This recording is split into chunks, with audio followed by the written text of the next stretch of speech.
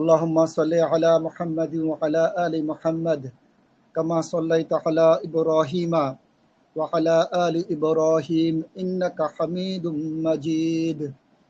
আল্লাহুম্মা বারিক আলা মুহাম্মাদ ওয়া আলা আলি মুহাম্মাদ কামা বারাকতা আলা ইব্রাহিমা ওয়া আলা আলি ইব্রাহিম ইন্নাকা হামিদুম মাজিদ।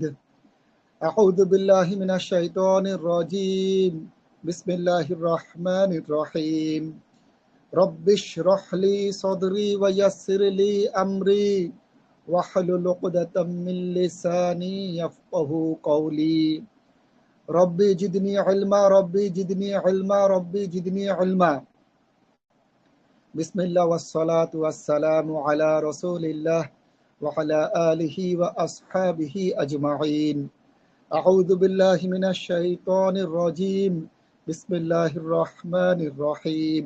আলহামদুলিল্লাহি রাব্বিল আলামিন। আলহামদুলিল্লাহ, সমস্ত প্রশংসা ও ধন্যবাদের মালিক মহান রব্বুল আলামিন। দুরূদ ও সালাম বর্ষিত হোক প্রিয় নবী হযরত মুহাম্মদ সাল্লাল্লাহু আলাইহি ওয়াসাল্লামের ওপর। আমরা এই চার্টটা আপনাদেরকে মুখস্থ করতে বলেছিলাম এবং এই চার্টটা খুবই ইম্পর্টেন্ট একটা চার্ট। আমি খুব সংক্ষেপে একজন একজন করে একটু ধরবো।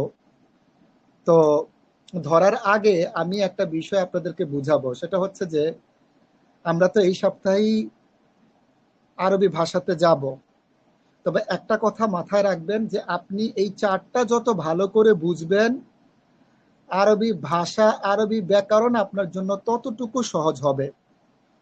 এই চার্টটা আপনি তাহলে কিভাবে বুঝবেন? এই চার্টটা বোঝার জন্য আপনাকে যে কাজটা করতে হবে, দেখেন এই যে উপর থেকে নিচে দেখতে পাচ্ছেন, উপর থেকে নিচে হচ্ছে সিঙ্গুলার, মানে এক বচন। যেমন ধরেন মুসলিমুন, এটা এটা এটা কিন্তু এক বচন, সিঙ্গুলার, মানে একজন মুসলিম। মুসলিমান একজন মুসলিম, মুসলিমিন একজন মুসলিম। এবং এখানে দেখেন এখানে কোনো স্ত্রীবাচক আলামত নাই, শেষে গোলতা নাই, শেষে আলিফ মাকসুরা নাই, শেষে আলিফ মামদুদা নাই। এটা শরীরের অঙ্গ প্রত্যঙ্গ যেটা দুইটা করে থাকে সেটাও না, এটা আগুনের নাম না, বাতাসের নাম না। কিছু কিছু শব্দ যে এভাবে স্ত্রীলিঙ্গ, সেই ক্যাটাগরিতে এটা পড়ে না। তো সুতরাং এইটা পুরুষ, ম্যাসকুলিন, মুজাক্কার, কারণ মুয়ান্নাসের কোনো আলামতে এটা পড়ে নাই। তো এটা একই সাথে সিঙ্গুলার, একই সাথে এটা মুজাক্কার, একজন মুসলিম পুরুষ। আবার এটা দেখেন, এটা হলো সিঙ্গুলার, মুসলিমাতুন একজন, মুসলিমাতান একজন, মুসলিমাতিন একজন, সিঙ্গুলার লেখা আছে। বাট গোলতা থাকার কারণে এটা হচ্ছে মহিলা।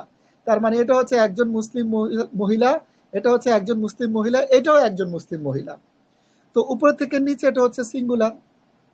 আবার এটা হলো তাসনিয়া, ডুয়েল, মুসলিম মানিয়া, মুসলিম মাইনি, মুসলিম মাইনি।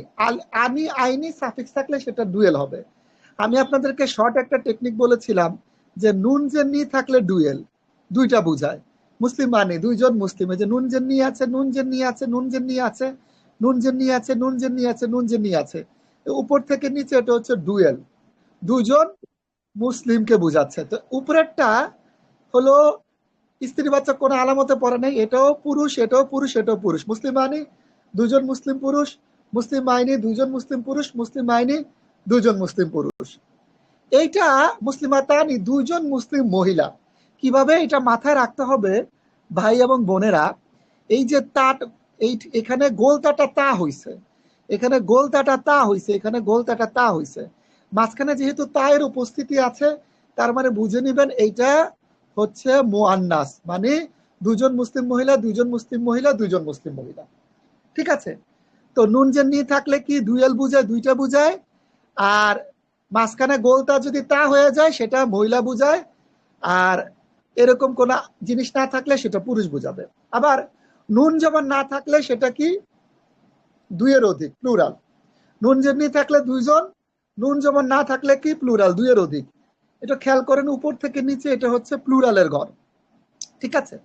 নুন জবর না থাকলে প্লুরাল, নুন জবর না আছে, নুন জবর না আছে, এগুলো হচ্ছে প্লুরাল। দেখেন আজকে কিন্তু আমি সংক্ষেপে আপনাদেরকে বুঝাইতেছি, সংক্ষেপে। এই চারটা আমি বলতেছি অনেকভাবে, একটা জিনিস আমরা অনেকভাবে বুঝতে পারি। তো সংক্ষেপে কেন বুঝাচ্ছি? যাতে করে আপনারা ভালো, মানে এই খুব সহজে এই চারটাকে মুখস্থ করতে পারেন। কারণ আমরা এখন বেসিকে যাব, মানে সামনে আমরা আরবিতে যাব। নুন জবর না থাকলে প্লুরাল, আবার আতুন আতিন থাকলেও সেটা প্লুরাল। হ্যাঁ, আচ্ছা, তো উপর থেকে নিচে এটা আপনারা দেখতে পাচ্ছেন, এটা হলো প্লুরাল। মুসলিমুনা, মুসলিমিনা, মুসলিমিনা এটা হলো পুরুষ, আর আতুন আতিন হলো মহিলাদের সাফিক্স, এটা পড়েছেন। প্লুরালের ক্ষেত্রে পুরুষের সাফিক্স আর মহিলাদের সাফিক্স আলাদা। পুরুষের উনা ইনা, মহিলাদের আতুন আতিন। আচ্ছা, তো এটা হলো আপনারা বুঝতে পেরেছেন, মুসলিমুনা, মুসলিমিনা, মুসলিমিনা দুইয়ের অধিক মুসলিম পুরুষকে বোঝাচ্ছে, আর মুসলিম মাহাতুন, মুসলিম মাহাতিন, মুসলিম মাহাতিন দুইয়ের অধিক মুসলিম মহিলাকে বোঝাচ্ছে। আচ্ছা, এটা তো আমরা এগুলো বুঝছেন। আর একটা জিনিস হলো যে এখানে কেস আমরা একটু বুঝবো, এই যে সাবজেক্টিভ লেখা আছে উপরের থেকে নিচে তো দেখছি, এবার রোটা দেখবেন। রোটা হইলো এই যে, যেমন ধরেন, দুঃখিত দাঁড়ান, যেমন ধরেন রোটা হইলো এই এখান থেকে, দাঁড়ান, এই যে এখান থেকে, এটা হলো সাবজেক্টিভ রো। আবার হ্যাঁ, এটা হলো সাবজেক্টিভ রো। আর একটু সুন্দর করে ইয়ে করি, মানে এই রোটা দেখতে তো পাইতেছেন, এই রোটা হইলো সাবজেক্টিভ রো। নিচেরটা হইলো, এই যে নিচের রোটা হইলো অবজেক্টিভ রো, আর নিচেরটা হইলো জেনেটিভ রো। হ্যাঁ, আবার এখানে একই, এটা হলো সাবজেক্টিভ রো, এটা হলো অবজেক্টিভ রো। এই যে অবজেক্টিভ দেখেন, আর নিচেরটা হলো জেনেটিভ রো। বুঝেন না? রোটা হইলো, রোটা কি বুঝাইতেছে? রোটা সাবজেক্টিভ, অবজেক্টিভ, জেনেটিভ বুঝাইতেছে। এগুলো বুঝেন আপনারা, দেখলে বোঝা যায়। এই রোটা, রোটা সাবজেক্টিভ, অবজেক্টিভ, জেনেটিভ বুঝাইতেছে। এখন রোটা দিকে আমরা একটু তাকাই। রোটা হইলো কি দেখেন, দুই পেশ শেষে থাকলে আলিফ নুন জেননি আর ওয়াও নুন জবর না। দুই পেশ, এক পেশ, এখানে এক পেশের উদাহরণ নাই। হ্যাঁ, এক পেশ থাকলেও মনে রাখবেন, দুই পেশ, এক পেশ, আলিফ নুন জেননি আর ওয়াও নুন জবর না থাকলে সেটা সাবজেক্টিভ কেস। শেষে যদি দেখেন, আজকে এটি আমরা পড়াবো, শেষে যদি দুই পেশ দেখেন, হ্যাঁ, এই যে এখানে দুই পেশ দেখতেছেন, অথবা এক পেশ, অথবা আলিফ নুন জেননি অথবা ওয়াও নুন জবর না, আমি উনা, আলিফ নুন জেননি ওয়াও নুন জবর না, এইটা দেখলে সাবজেক্টিভ কেস। শেষে যদি দুই জবর অথবা এক জবর, ইয়ানুন জেননি ইয়ানুন জবর না দেখেন, তাহলে সেটা অবজেক্টিভ কেস। শেষে যদি দুই জের অথবা এক জের, এক জেরের উদাহরণটা এখানে নাই, এবং ইয়ানুন জেননি ইয়ানুন জবর না থাকলে সেটা জেনেটিভ কেস। শেষে দুই পেশ, আলিফ নুন জেননি আর দুই পেশ, আমরা তো জানছি এগুলো সাবজেক্টিভ কেস। তো এইটা হলো সাবজেক্টিভ কেস। আচ্ছা, এখন অবজেক্টিভ কেস কি?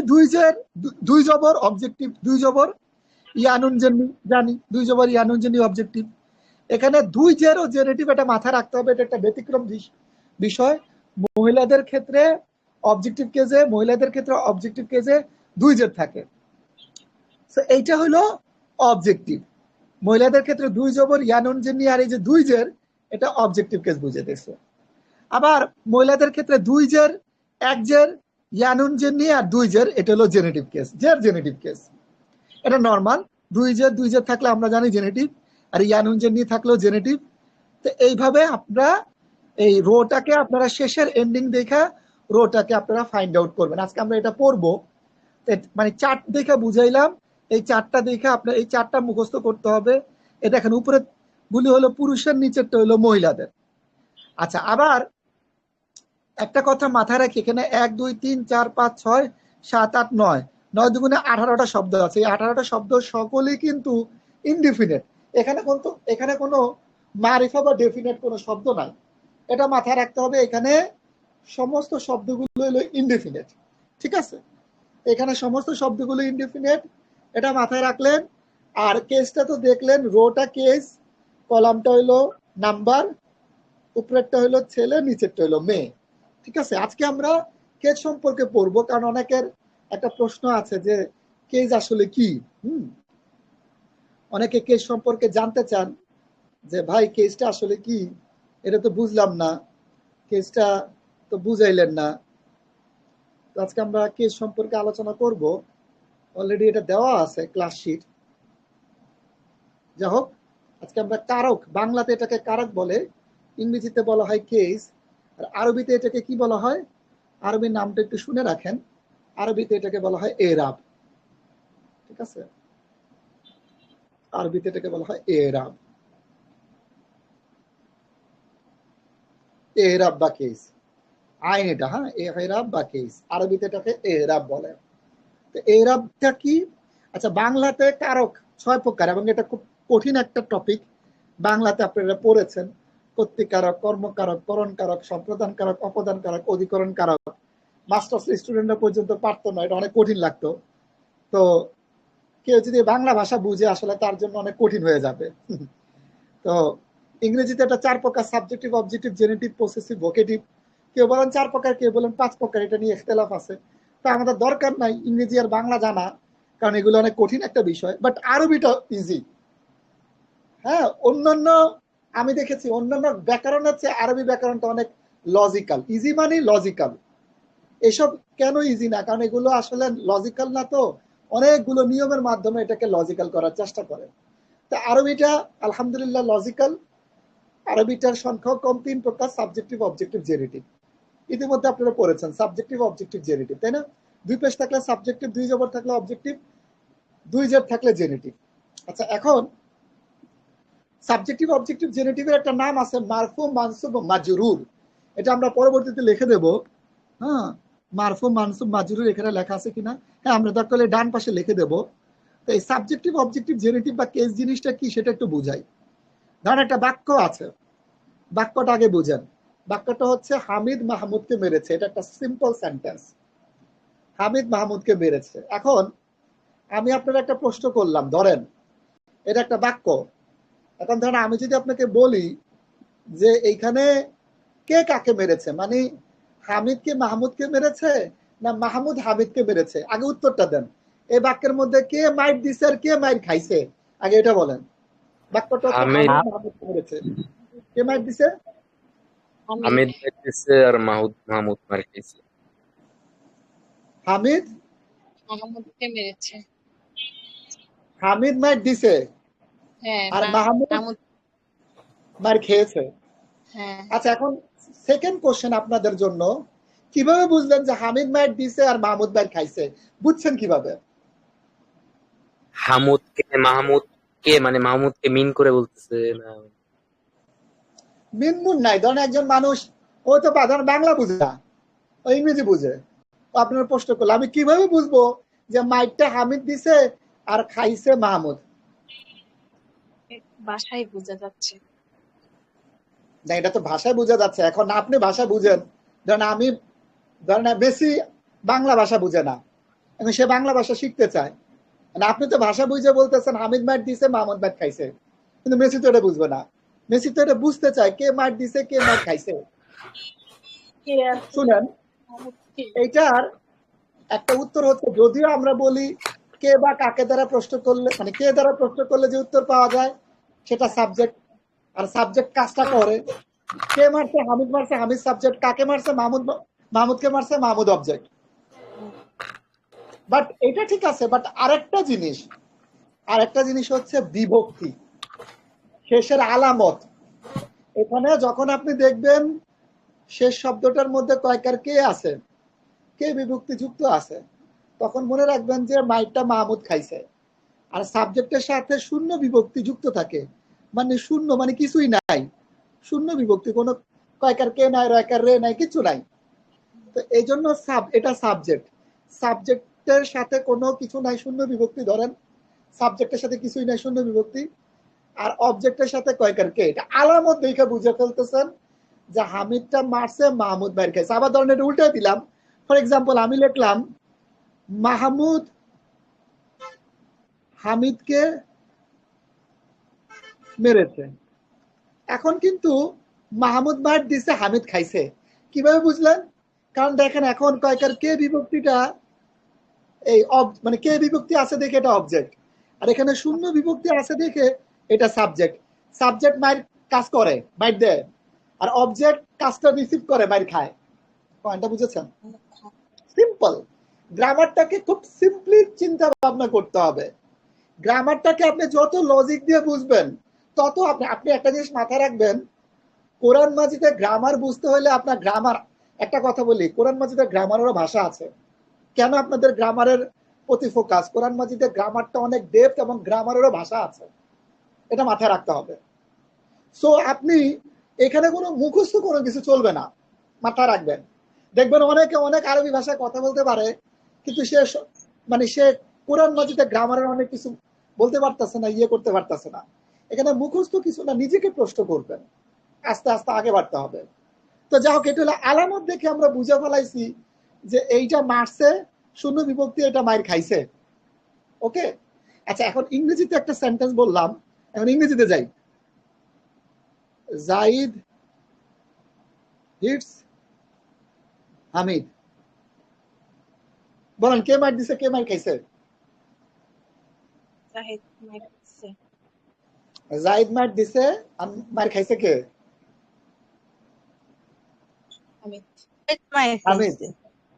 আচ্ছা কিভাবে বুঝলেন যে জাইদ মার দিছে হামিদ মার খাইছে? বুঝলেন কিভাবে? যে কাজ করে তাকে সাবজেক্ট হিসেবে রাখা হয়। না না, কাজটা জাইদ করছে এটা কিভাবে বুঝছেন? কাজটা তো হামিদও করতে পারে। কিভাবে বুঝছেন কাজটা জাইদ করছে? অবজেক্ট আছে। বললাম বাক্যে কিভাবে তার বুঝছেন? অবস্থান, হ্যাঁ, বাক্যে তার অবস্থান দেখে। মাশাআল্লাহ, গুড। ইংরেজিতে যে জিনিসটা ফলো করা হয় সেটা হলো অবস্থানটা ফলো করা হয়। মানে ফর এক্সাম্পল, যদি বাক্যটা এরকম হইতো হামিদ হিটস জাইদ, তাহলে ঘটনাটা উল্টো হয়ে যেত। নিচের সেন্টেন্সে কিন্তু হামিদ মারছে আর জাইদ মার খাইছে, উপরের সেন্টেন্সে উল্টাটা, জাইদ মারছে হামিদ মার খাইছে। মানে ইংরেজিতে হচ্ছে পজিশনটা, যাকে আপনি আগে রাখবেন সেটা সাবজেক্ট হবে, আর যাকে ভার্বের পরে রাখবেন সে অবজেক্ট হবে। ইংরেজিতে পজিশনটা দেখে, পয়েন্টটা বুঝছেন? ইংরেজিতে পজিশন দেখে, বাংলাতে আলামত দেখে। বাংলাতে হয়তো বা পজিশনও থাকতে পারে, বাট আলামতটা হলো গুরুত্বপূর্ণ। আরবিতেও পজিশন আছে, বাট আমরা পজিশন নিয়ে এখন আলোচনা করব না। আরবিতে আলামত আছে। বাংলাতে যেমন কয়েকের কে পাইছেন, শূন্য বিভক্তি পাইছেন, আরবিতে আলামত আছে। আলামতটা বুঝাই দিই। ফর এক্সাম্পল, আরবিটা কত সহজ চিন্তা করেন। আমি একটা লিখলাম মাল্য মানিল দরাবা, তারপর আমি লিখলাম জাইদুন, তারপর লিখলাম হামিদান। তো দুই পেশ থাকলে শুনছিলেন না সাবজেক্টিভ কেস, দুই পেশ সাবজেক্টিভ। তো সাবজেক্টিভ কেজে থাকবো। তো দুই পেশ থাকার কারণে এটা সাবজেক্টিভ কেজে আছে, আর এটা সাবজেক্টিভ কেজে থাকার কারণে এটা সাবজেক্ট। মানে এই দরাবা মানে মারলো, শব্দ অর্থগুলো বুঝেন। দরাবা মানে মারলো, জাইদ একটা ব্যক্তির নাম, হামিদ একটা ব্যক্তির নাম। এখন দেখেন দুই পেশ আছে, তার মানে এটা সাবজেক্টিভ কেজে আছে। আর সাবজেক্টিভ কেজে থাকে, তার মানে এইটা সাবজেক্ট। মানে কি সাবজেক্ট কাজটা করে মানে কি, ধরাবার কাজটা কে করছে, মারার কাজটা কে করছে? জাইদ। কারণ কি জাইদ সাবজেক্ট। তো জাইদ মারলো, তো দুই জবর থাকলে অবজেক্টিভ। প্রথম আপনাদের বুঝাইছিলাম। তো দুই জবর থাকলে অবজেক্টিভ। তো অবজেক্টিভ হইলে কি, এ মাইকটা রিসিভ করছে, খাইছে। তো তার মানে এই শেষ এন্ডিং দেখে আমরা বুঝতে পারতেছি মাইক দিছে কে, খাইছে কে। মাইক দিছে হচ্ছে জাহিদ, কারণ এটা সাবজেক্টিভ কেজে আছে, এটা সাবজেক্ট। মাইর খাইছে হলো হামিদ, কারণ দুই জবর আছে, এটা অবজেক্টিভ কেজে আছে, এটা অবজেক্ট। পয়েন্টটা বুঝছেন? আমরা শেষের এন্ডিং দেখে বুঝতে পারি মাইকটা দিছে কে আর খাইছে কে। ধরেন আর একটা সেম সেন্টেন্সটা একটু বুঝাই। ফর এক্সাম্পল, আচ্ছা এখানে আমরা ধরেন লিখলাম, উল্টাটা লিখলাম, দরাবা হামিদুন জাইদান। এখন বলেন মার খাইছে কে, দিছে কে? দরাবা হামিদুন জাইদান। হামিদুন মার দিছে, জাহিদ খাইছে। মাশাআল্লাহ, হামিদ যে মার দিছে বুঝছেন কেমনে? সাবজেক্টিভ। এই যে দুই পেশ আছে, সাবজেক্টিভ কেজে আছে। মাশাআল্লাহ, পয়েন্টটা বুঝছেন? যে হামিদ মাইকটা দিছে, দুই জবর আছে, অবজেক্টিভ কেজে আছে, খাইছে হইল কে, জাইদ। এইটাই হইল মানে কেজের ইয়া। আচ্ছা এখন আমরা একটা জিনিস আমরা তো অনেকভাবে বুঝি, অনেকভাবে বোঝার চেষ্টা করি। আচ্ছা, তো আলামতটা হইলো কি, অলরেডি বলছি। দেখেন সাবজেক্টিভ কেস কি, শব্দের শেষ অক্ষরে, শুরুতে না, মাঝখানেও না, শব্দের শেষ অক্ষরের উপরে যদি দুই পেশ অথবা এক পেশ অথবা আলিফ নুন জিন্নি অথবা ওয়াও নুন জবর না এটা থাকে, তাহলে এই যে দুই পেশ এক পেশ ওয়া নুন জবর না আলিফ নুন জিন্নি এটা থাকলে ওটা সাবজেক্টিভ কেজে আছে। এই যে দেখেন শেষে দুই পেশ আছে, দুই পেশ, এই জন্য এই শব্দটা সাবজেক্টিভ। শেষে আলিফ নুন জিন্নি আছে, মানে এই জন্য এই শব্দটা সাবজেক্টিভ। মুখস্থ করতে হবে। দুই পেশ এক পেশ আনি উনা সাবজেক্টিভ, দুই পেশ এক পেশ আনি উনা সাবজেক্টিভ, দুই পেশ এক পেশ আনি উনা সাবজেক্টিভ। আপনাদের মুখস্থ করাবো। শেষে ওয়াও নুন জবর না আছে, এই জন্য এটা সাবজেক্টিভ। শেষে এক পেশ আছে, সাবজেক্টিভ। দুই পেশ এক পেশ আনি উনা, দুই পেশ এক পেশ আনি উনা থাকলে সাবজেক্টিভ। এই শব্দগুলো সাবজেক্টিভ কেজে আছে, বুঝছেন? আচ্ছা, নাও তারপর বলতেছে আলামত। আমরা আলামতটা বুঝতেছি, তারপরে উদাহরণটা একটা বড় উদাহরণ আছে, বড় উদাহরণটা পরে যাব। আগে আলামতটা যেহেতু আলোচনা হইতেছে আলামতটা পেশ করি। আচ্ছা, অবজেক্টিভ কি? শব্দের শেষ অক্ষরের উপরে দুই জবর অথবা এক জবর অথবা ইয়ানুন যে নেই ইয়ানুন জবর না থাকলে, এই দেখেন দুই জবর, এখানে দেখেন এখানে লেখা আছে এক জবর দুই জবর ইয়ানুন যে নেই ইয়ানুন জবর না ইয়ানুন যে নেই থাকলে সেটা অবজেক্টিভ কেস। দেখাইতেছি, এই যে দেখেন এই শব্দটা এখানে একটা টাইপিং মিস্টেক আছে, দুই জবরের পর আলিফ হবে। হ্যাঁ, এখানে আলিফটা দেওয়া হয় নাই, টাইপিং মিস্টেক, এটা আপনারা সংশোধন করবেন। দুই জবর অবজেক্টিভ কেস, ইয়ানুন জিনি অবজেক্টিভ কেস, ইয়ানুন যেমন না অবজেক্টিভ কেস, এক জবর দুই জবর এক জবর ইয়ানুন জিনি ইয়ানুন যেমন না থাকলে অবজেক্টিভ কেস। জেনেটিভ কেস কি? আমরা কেস সম্পর্কে আরো ভালো করে বুঝবো, ঘাবড়ানোর কিছু নাই। শব্দের শেষ অক্ষরের উপরে উপরে ভুল লেখা হয়েছে রে। আচ্ছা, এটা কেটে দিই, উপরের জায়গায় নিচে হবে, কারণ এই শীটটা তো আপনারা পাবেন। হ্যাঁ, শব্দের শেষ অক্ষরের নিচে দুই জের অথবা এক জের অথবা ইয়ানুন জেনি ইয়ানুন যেমন না সাউন্ড পাওয়া গেলে, এই যে দুই জের এক জের দুই জের ইয়ানুন জেন নেই ইয়ানুন যেমন না হইলে সেটা জেনেটিভ কেস, জের জেনেটিভ। এই যেমন ধরেন এখানে মুসলিমিন দুই জের আছে, জেনেটিভ। এখানে ইয়ানুন যেমন না ইয়ানুন জেন নি আছে, জেনেটিভ। ইয়ানুন যেমন না আছে, জেনেটিভ। এক জবর আছে। আচ্ছা, এখানে একটু এক জবর থাকলে জেনেটিভ, এটা পরে যাই নেন, এটা একটু অন্যরকম। এক জবর থাকলে জেনেটিভ হয়, এটা আমরা পরে আলোচনা করব গায়ের মুনসারিফ হিসাবের ক্ষেত্রে, এটা পরে, এটা বাদ, এটা আপাতত আলোচনা করবেন না। হ্যাঁ, এটা আপাতত ইয়ে করবেন না, এটা একটু লাল মার্ক দিয়ে দিলাম, এটা পরে বুঝবেন। হ্যাঁ, পরে বুঝবেন। আপাতত এটাই দুই জের এক জের ইয়ানুন জেন নেই ইয়ানুন যেমন না থাকলে শেষে কি, এটা হলো জেনেটিভ কেস থাকবে। আচ্ছা, এখন আমরা কেস সম্পর্কে আরেকটু, আচ্ছা এখন আপনাদের মনে প্রশ্ন থাকতে পারে ইয়ানুন জেন নেই ইয়ানুন যেমন না থাকলে জেনেটিভ আবার অবজেক্টিভ। হ্যাঁ, জেনেটিভ অবজেক্টিভ দুইটাই।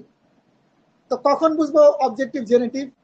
এটা কনটেক্সট অনুযায়ী বুঝবেন, এটা এখনই আমি আপনাদেরকে বুঝাবো। হ্যাঁ, এইটা আরেকটু দেখেন, আমরা তো অবজেক্ট বুঝছি, সাবজেক্টিভ কেস বুঝছি, মানে যে মাইকটা দেয় কাজটা যে করে সে সাবজেক্ট, আর কাজটা যার উপর পড়ে সেটা অবজেক্ট। তো জেনেটিভটা কি, এটা প্রশ্ন আসে, জেনেটিভটা কি, তাই না? সিম্পল জিনিস আপনাদের বুঝাই দেই। সিম্পলটা হইছে, জিনিসটা হইলো যেমন প্রিপোজিশন দেখেন না, প্রিপোজিশন যেমন আই গো টু স্কুল। হ্যাঁ, যে আপনারা যে আগে ইংরেজিটা বুঝেন, আই গো টু স্কুল। তো টু পরে এটা একটা প্রিপোজিশন, তো প্রিপোজিশনের পরে শব্দটা জেনেটিভ কেসে থাকে, বুঝছেন? তো যেমন he left from the house, বা বাহির হওয়া ইংরেজিটা কি বলে গেলাম তো, he live from the house. তো ফ্রম এর পরে শব্দ যে দ্য হাউস, এটা জেনেটিভ কেসে থাকে, মানে প্রিপোজিশনের পরে শব্দটা জেনেটিভ কেসে থাকে আরবিতে। হ্যাঁ, এখন যেমন একটা, এই যে আমি যদি এটা ইংরেজিতে লিখি ফর এক্সাম্পল, ওই বাক্যটাই আবার আনি, তাহলে বুঝবেন। যেমন বাক্যটা ছিল দরাবা জাইদুন, তো কি বুঝছেন? জাইদ মারছে, কাকে মারছে? হামিদান। কিভাবে বুঝলাম হামিদকে মারছে? দুই পেশ সাবজেক্টিভ, দুই জবর অবজেক্টিভ। আচ্ছা, এরপরে আমি লিখলাম বিল কলামি। বিল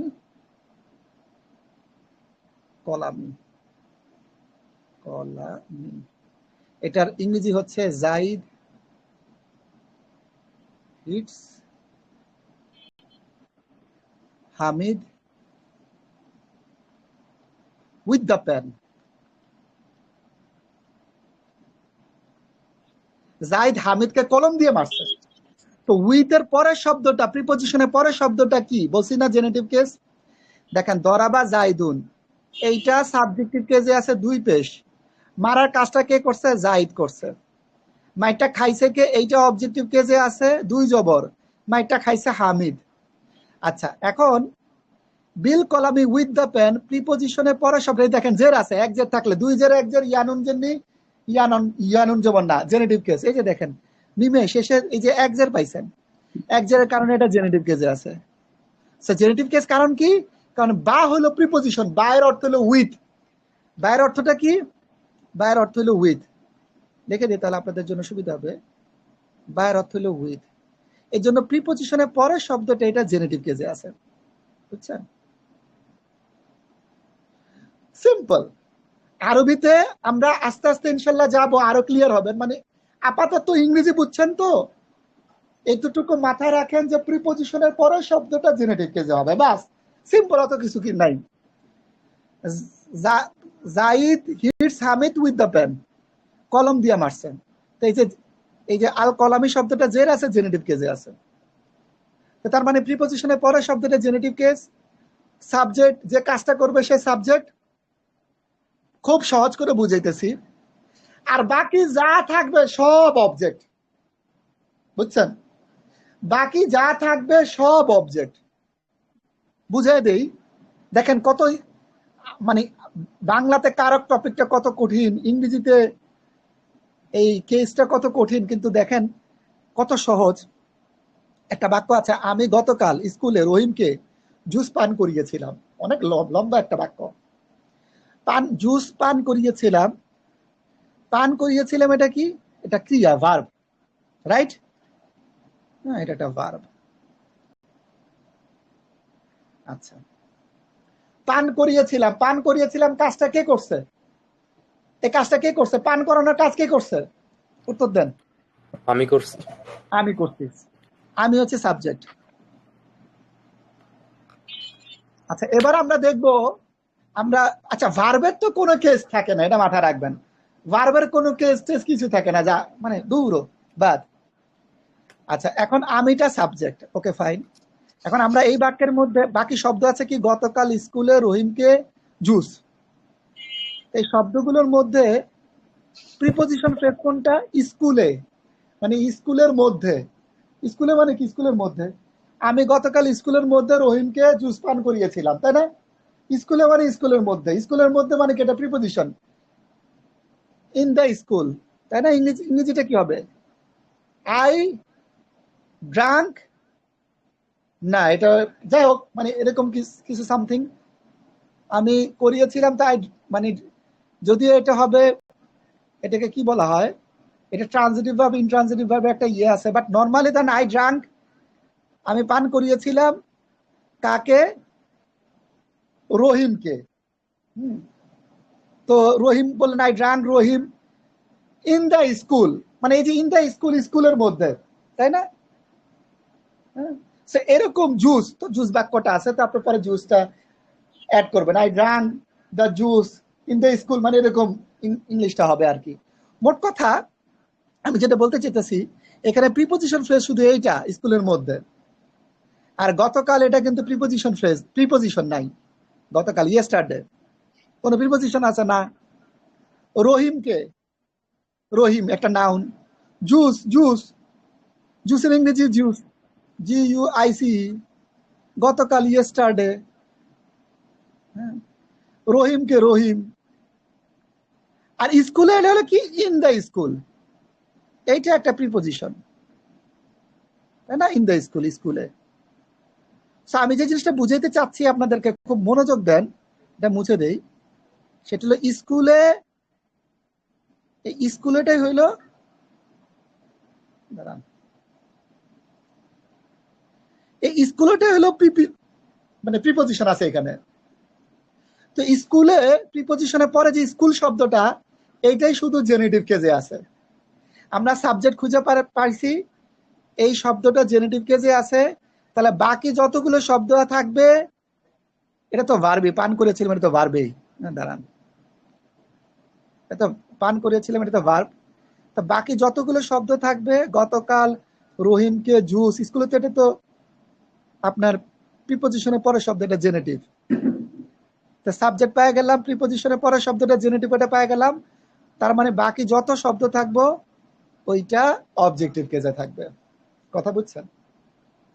মানে সাবজেক্ট খুঁজবেন, মানে প্রিপোজিশনের পরে শব্দটা খুঁজবেন জেনেটিভ কেস, সাবজেক্টের জেনেটিভ কেস পেয়ে গেলেন, বাকি যত শব্দগুলো থাকবে এগুলো সব অবজেক্টিভ কেসে থাকবে।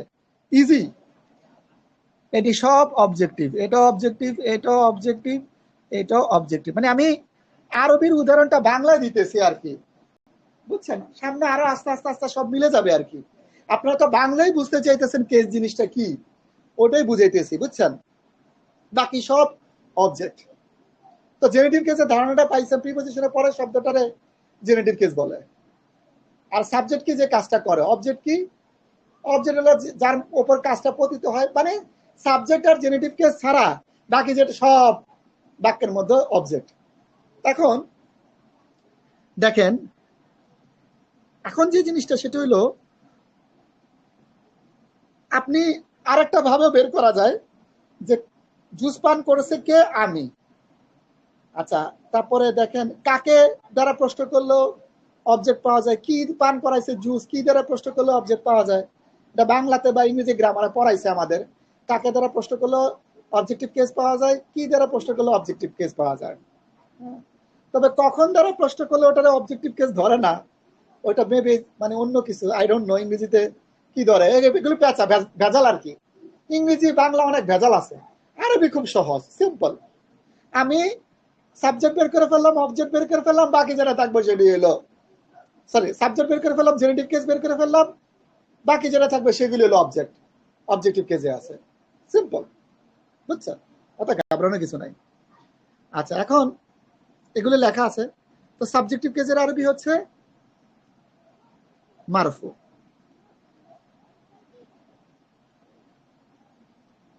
অবজেক্টিভ কেসের আরবি হচ্ছে মানসুব, লিখে দিই আর কি।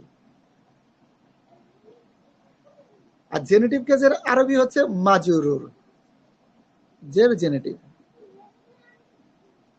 মারফু, মানসুব, মাজরুর, মারফু, মানসুব, মাজরুর।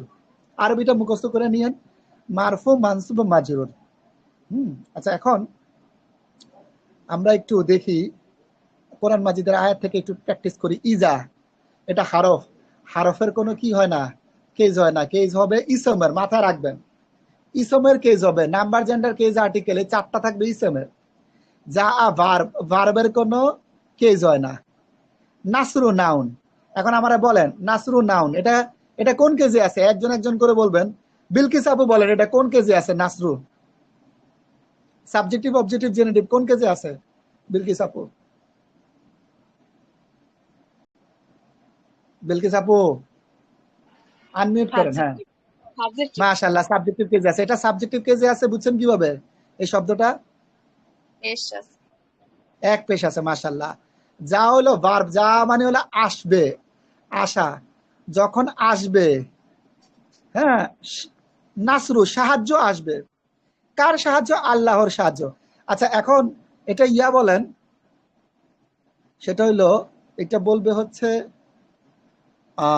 নাম কি, জারিফ বলে এটা কোন কেজে আছে? জেনেটিভ। কিভাবে বুঝছো? জের আছে। জের আছে। আচ্ছা, তুমি এখন প্রশ্ন করতে পারো যে ভাই এর আগে প্রিপোজিশন কই? এর আগে অফ প্রিপোজিশন ফ্রেজ আছে, সেটা নিয়ে আমরা পরে আলোচনা করব। যেমন help of Allah, when help of Allah will come, will come, will come ভবিষ্যৎ তো, when help of Allah will come, যখন আল্লাহর সাহায্য, হেল্প অফ আল্লাহ, আল্লাহর সাহায্য, তো অফ প্রিপোজিশন আছে না, এই জন্য জেনেটিভ কেস। যা হোক, তো মানে আপনারা আপাতত ওই মানে কি ইয়া দেখে মানে আলামত দেখে আমাকে বললেন। আচ্ছা এটা বলবেন রাশেদ ভাই, এটা কোন কেজি আছে রাশেদ ভাই? আল ফাতহু। রাশেদ ভাই কোন কেজি এটা? রাশেদ ভাই একটু আনমিউট করে বললেন। রাশেদ ভাই শুনতে পাচ্ছেন? রাশেদ ভাই, রাশেদ ভাই মিউটে আছে। আচ্ছা হ্যাঁ জি রাশেদ ভাই। ভাই বলেন। রাশেদ ভাই এটা কোন কেজি আছে এই শব্দটা আল ফাতহু? আল ফাতহ। এটা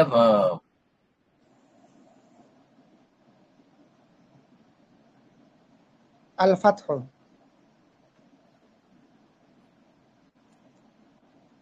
রাশেদ ভাই হয়তো আজকে ব্যস্ত ছিল, রাশেদ ভাইকে শুনতে পাচ্ছি না। রাশেদ ভাই শুনতে পাচ্ছেন আমাকে? হ্যাঁ জি ভাই, শুনতে পাচ্ছি শুনতে পাচ্ছি। এটা কোন কেজি আছে বলতে পারেন? না, বুঝতে পারছি, বুঝতে পারছি। রাশেদ ভাই দেখেন ওই যে শেষে এক পেশ আছে না, এক জি, পেশ থাকলে কোন কেজি থাকবে? হ্যাঁ সাবজেক্ট। সাবজেক্টিভ। মাশাআল্লাহ, দুই পেশ এক পেশ আনিও না, শেষে এক পেশ থাকলে সাবজেক্টিভ। সাবজেক্টিভ কেজে আছে যখন আল্লাহর সাহায্য ও বিজয় আসবে, বুঝছেন? Subjective cage. মাশাআল্লাহ, দুই পেশ এক পেশ আনিও না। এটা মনোযোগ দেন। ওয়ারা আইতা। আচ্ছা এবার বলবে হচ্ছে মুহিত ভাই। মুহিত ভাই ইনশাল্লাহ পারবে। আর নাসা শব্দটা কোন কেজে আছে মুহিত ভাই? অবজেক্টিভ। মাশাআল্লাহ, কিভাবে বুঝছেন? জবর থেকে। শেষে জবর আছে। মাশাআল্লাহ, তার মানে আপনি দেখবেন মানুষকে, দেখেন অনুবাদেও কিন্তু আমরা কয়েকের কে দিয়ে করতেছি। আপনি দেখবেন রাআইতা, আপনি দেখবেন মানুষকে, আর নাসা মানুষকে অবজেক্ট। দেখছেন, মিলে যাবে। আচ্ছা, ইয়াদ করুন এটা একটা ভার্ব, তো সুতরাং ভার্বের কোনো কেস থাকে না। এইবার বলবো হচ্ছে ইমাম মাহাদি ভাই। ইমাম মাহাদি ভাই আপনি বলেন দিন। দিনই এই শব্দটা কোন কেজে আছে? দিনই বলেন। এটা হচ্ছে মাশরুল। মাজরুর বা জেনেটিভ কেজে। মাশাআল্লাহ, এটা যে জেনেটিভ কেজে আছে কিভাবে বুঝছেন? এটা হচ্ছে এক শব্দ শেষে মাজরুল আছে, দুই হচ্ছে আপনার ইয়ানুন আছে। মানে মানে না একজের বলবেন এটা, যদিও ইয়ানুনটা এক জের আছে। একজের আছে। মাশাআল্লাহ, আচ্ছা একজের থাকলে এখন এটার আগে প্রিপোজিশন কি, যে ফ্রি, ফি কিন্তু প্রিপোজিশন মধ্যে, হ্যাঁ, আল্লাহর দিনের মধ্যে, দেখেন এর আগে প্রিপোজিশন আছে, এর জন্য এটা জেনেটিভ কেস। মাশাআল্লাহ। আল্লাহি শব্দটা রাশেদ ভাই আবার বলেন, হয়তো বা রাশেদ ভাই ব্যস্ত ছিলেন। রাশেদ ভাই বলেন আল্লাহি শব্দটা কোন কেজে আছে? সাবজেক্টিভ, অবজেক্টিভ, জেনেটিভ, কোন কেজে আছে? জেনেটিভ। জেনেটিভ। মাশাআল্লাহ, কিভাবে বুঝছেন রাশেদ ভাই শব্দটা জেনেটিভ কেজে আছে? আল্লাহ লাস্টে জের আছে। এক জের আছে। মাশাআল্লাহ। রাশেদ ভাই আপনি বলেন আফওয়াজান শব্দটা কোন কেজে আছে? সাবজেক্টিভ, অবজেক্টিভ, জেনেটিভ, কোন কেজে আছে? অবজেক্টিভ। Objective cases. অবজেক্টিভ। মাশাআল্লাহ, কিভাবে বুঝছেন? লাস্টে জবর আছে। দুই জবর আছে। মাশাআল্লাহ, দুই জবর থাকলে অবজেক্টিভ। মাশাআল্লাহ। আচ্ছা, তো তার মানে আচ্ছা এখন শুধু জের জবর ই আলামত না, হ্যাঁ আরো আলামত আছে। এই যে কি ইয়ানুন জেনে ইয়ানুন জবর নাও আছে। তো আমরা এখন এটা মুখস্থ করব আলামত গুলো। হ্যাঁ, আলামত গুলো মুখস্থ করব। মুখস্থ করার পর আমাদের ক্লাসটা আজকে অত লম্বা না, কেসটা ইজি, অত ঘাবড়ানোর কিছু নাই, অত লম্বা না, খুব ইজি ক্লাস। আলহামদুলিল্লাহ আগামী কালকে থেকে ওই চারটা বুঝতে আপনাদের পড়া ধরবো, ওই চারটা থেকে ইনশাল্লাহ আপনাদের মানে আগামী কালকে থেকেই আমরা আরবি ভাষাতে চলে যাব। এটা অত্যন্ত মজার একটা ক্লাস। এই জন্য আপনারা চেষ্টা করবেন। আজকে জারিফ তোমার কাজ হচ্ছে পরবর্তীতেও কালকে সকালেও তুমি মামুন ভাইকে ফোন দিবা। মামুন ভাইকে ফোন দিয়ে বলবা যে মামুন ভাই, হাফিজ ভাই বলছে আজকের ক্লাসটা খুব গুরুত্বপূর্ণ, আপনি একটু আজকের ক্লাসের ভিডিওটা দেখে আজকে ক্লাসে যুক্ত হন, আজকে ক্লাসটা খুব গুরুত্বপূর্ণ। আচ্ছা, তো অবশ্যই এখন অবশ্যই। হ্যাঁ, তো এখন সাবজেক্টিভ কেসের আলামত আমরা একটু মুখস্থ করি। শেষে শব্দের শেষ অক্ষরের উপরে দুই পেশ এক পেশ, ওয়ানুন যেমন আলিফ নুন জেননি ওয়ানুন যেমন না, দুই পেশ এক পেশ আলিফ নুন জেননি ওয়ানুন যেমন না, দুই পেশ এক পেশ আলিফ নুন জেননি ওয়ানুন যেমন না, দুই পেশ এক পেশ আলিফ নুন জের নি ওয়া নুন জবর না, দুই পেশ এক পেশ আলিফ নুন জের নি ওয়া নুন জবর না। সাবজেক্টিভ দুই পেশ এক পেশ, দুই পেশ এক পেশ আলিফ নুন জের নি ওয়া নুন জবর না, এখানে ওয়া নুন জবর না আগে লেখা আছে, সমস্যা নাই। শেষে দুই পেশ এক পেশ আলিফ নুন জের নি ওয়া নুন জবর না, শেষে দুই পেশ এক পেশ আলিফ নুন জের নি ওয়া নুন জবর না। সাবজেক্টিভ কেস শেষে দুই পেশ এক পেশ আলিফ নুন জের নি ওয়া নুন জবর না। সাবজেক্টিভ কেস শেষে দুই পেশ এক পেশ আলিফ নুন জের নি ওয়া নুন জবর না। সাবজেক্টিভ কেস শেষে দুই পেশ এক পেশ আলিফ নুন জের নি ওয়া নুন জবর না। আচ্ছা এখানে হয়তো একটু একটু অন্যরকম দেখা যেতে পারে। আহা, এটা আসলো কিভাবে?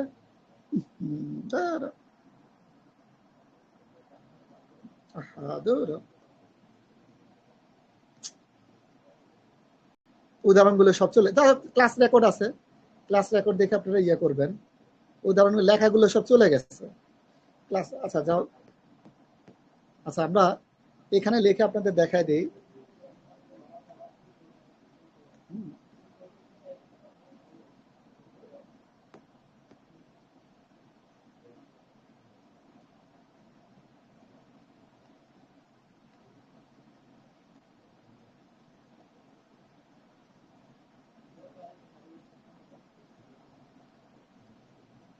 সাবজেক্টিভ শেষে দুই পেশ এক পেশ আলিফ নুন জের নি ওয়া নুন জবর না।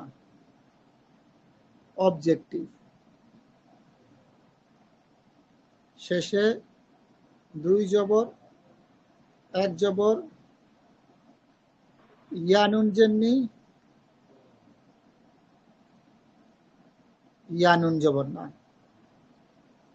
জেনেটিভ শেষে দুই জের এক জের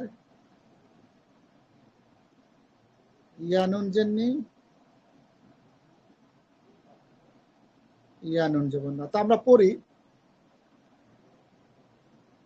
সাবজেক্টিভ। হাফেজ ভাই এখানে আলামতে কি হরফে জ্বর হবে না? হরফে জ্বরের পরে শব্দটা জেনেটিভ হয়, মাজরুফ হয়। হ্যাঁ ওটা তো আছে, মানে আমরা তো আলামত দেখে ইয়ে করতেছি, ওটা তো বুঝার জন্য। যেমন আপনি সাবজেক্ট বুঝছেন যে কাজটা করে, অবজেক্ট বুঝছেন কাজটা যার উপর পতিত হয়, তো জেনেটিভ কি ওটা বোঝানোর জন্যই তো বললাম এর আগে প্রিপোজিশন থাকবে। বাট আমরা ওই শব্দটাকে আলামত দেখে বুঝতে পারি না শব্দটা সাবজেক্টিভ কেজে আছে নাকি অবজেক্টিভ কেজে আছে নাকি জেনেটিভ কেজে আছে। ওই আলামতটা এখন আমরা মুখস্থ করতেছি। সাবজেক্টিভ দুই পেশ এক পেশ আলিফ নুন জের নি ওয়া নুন জবর না।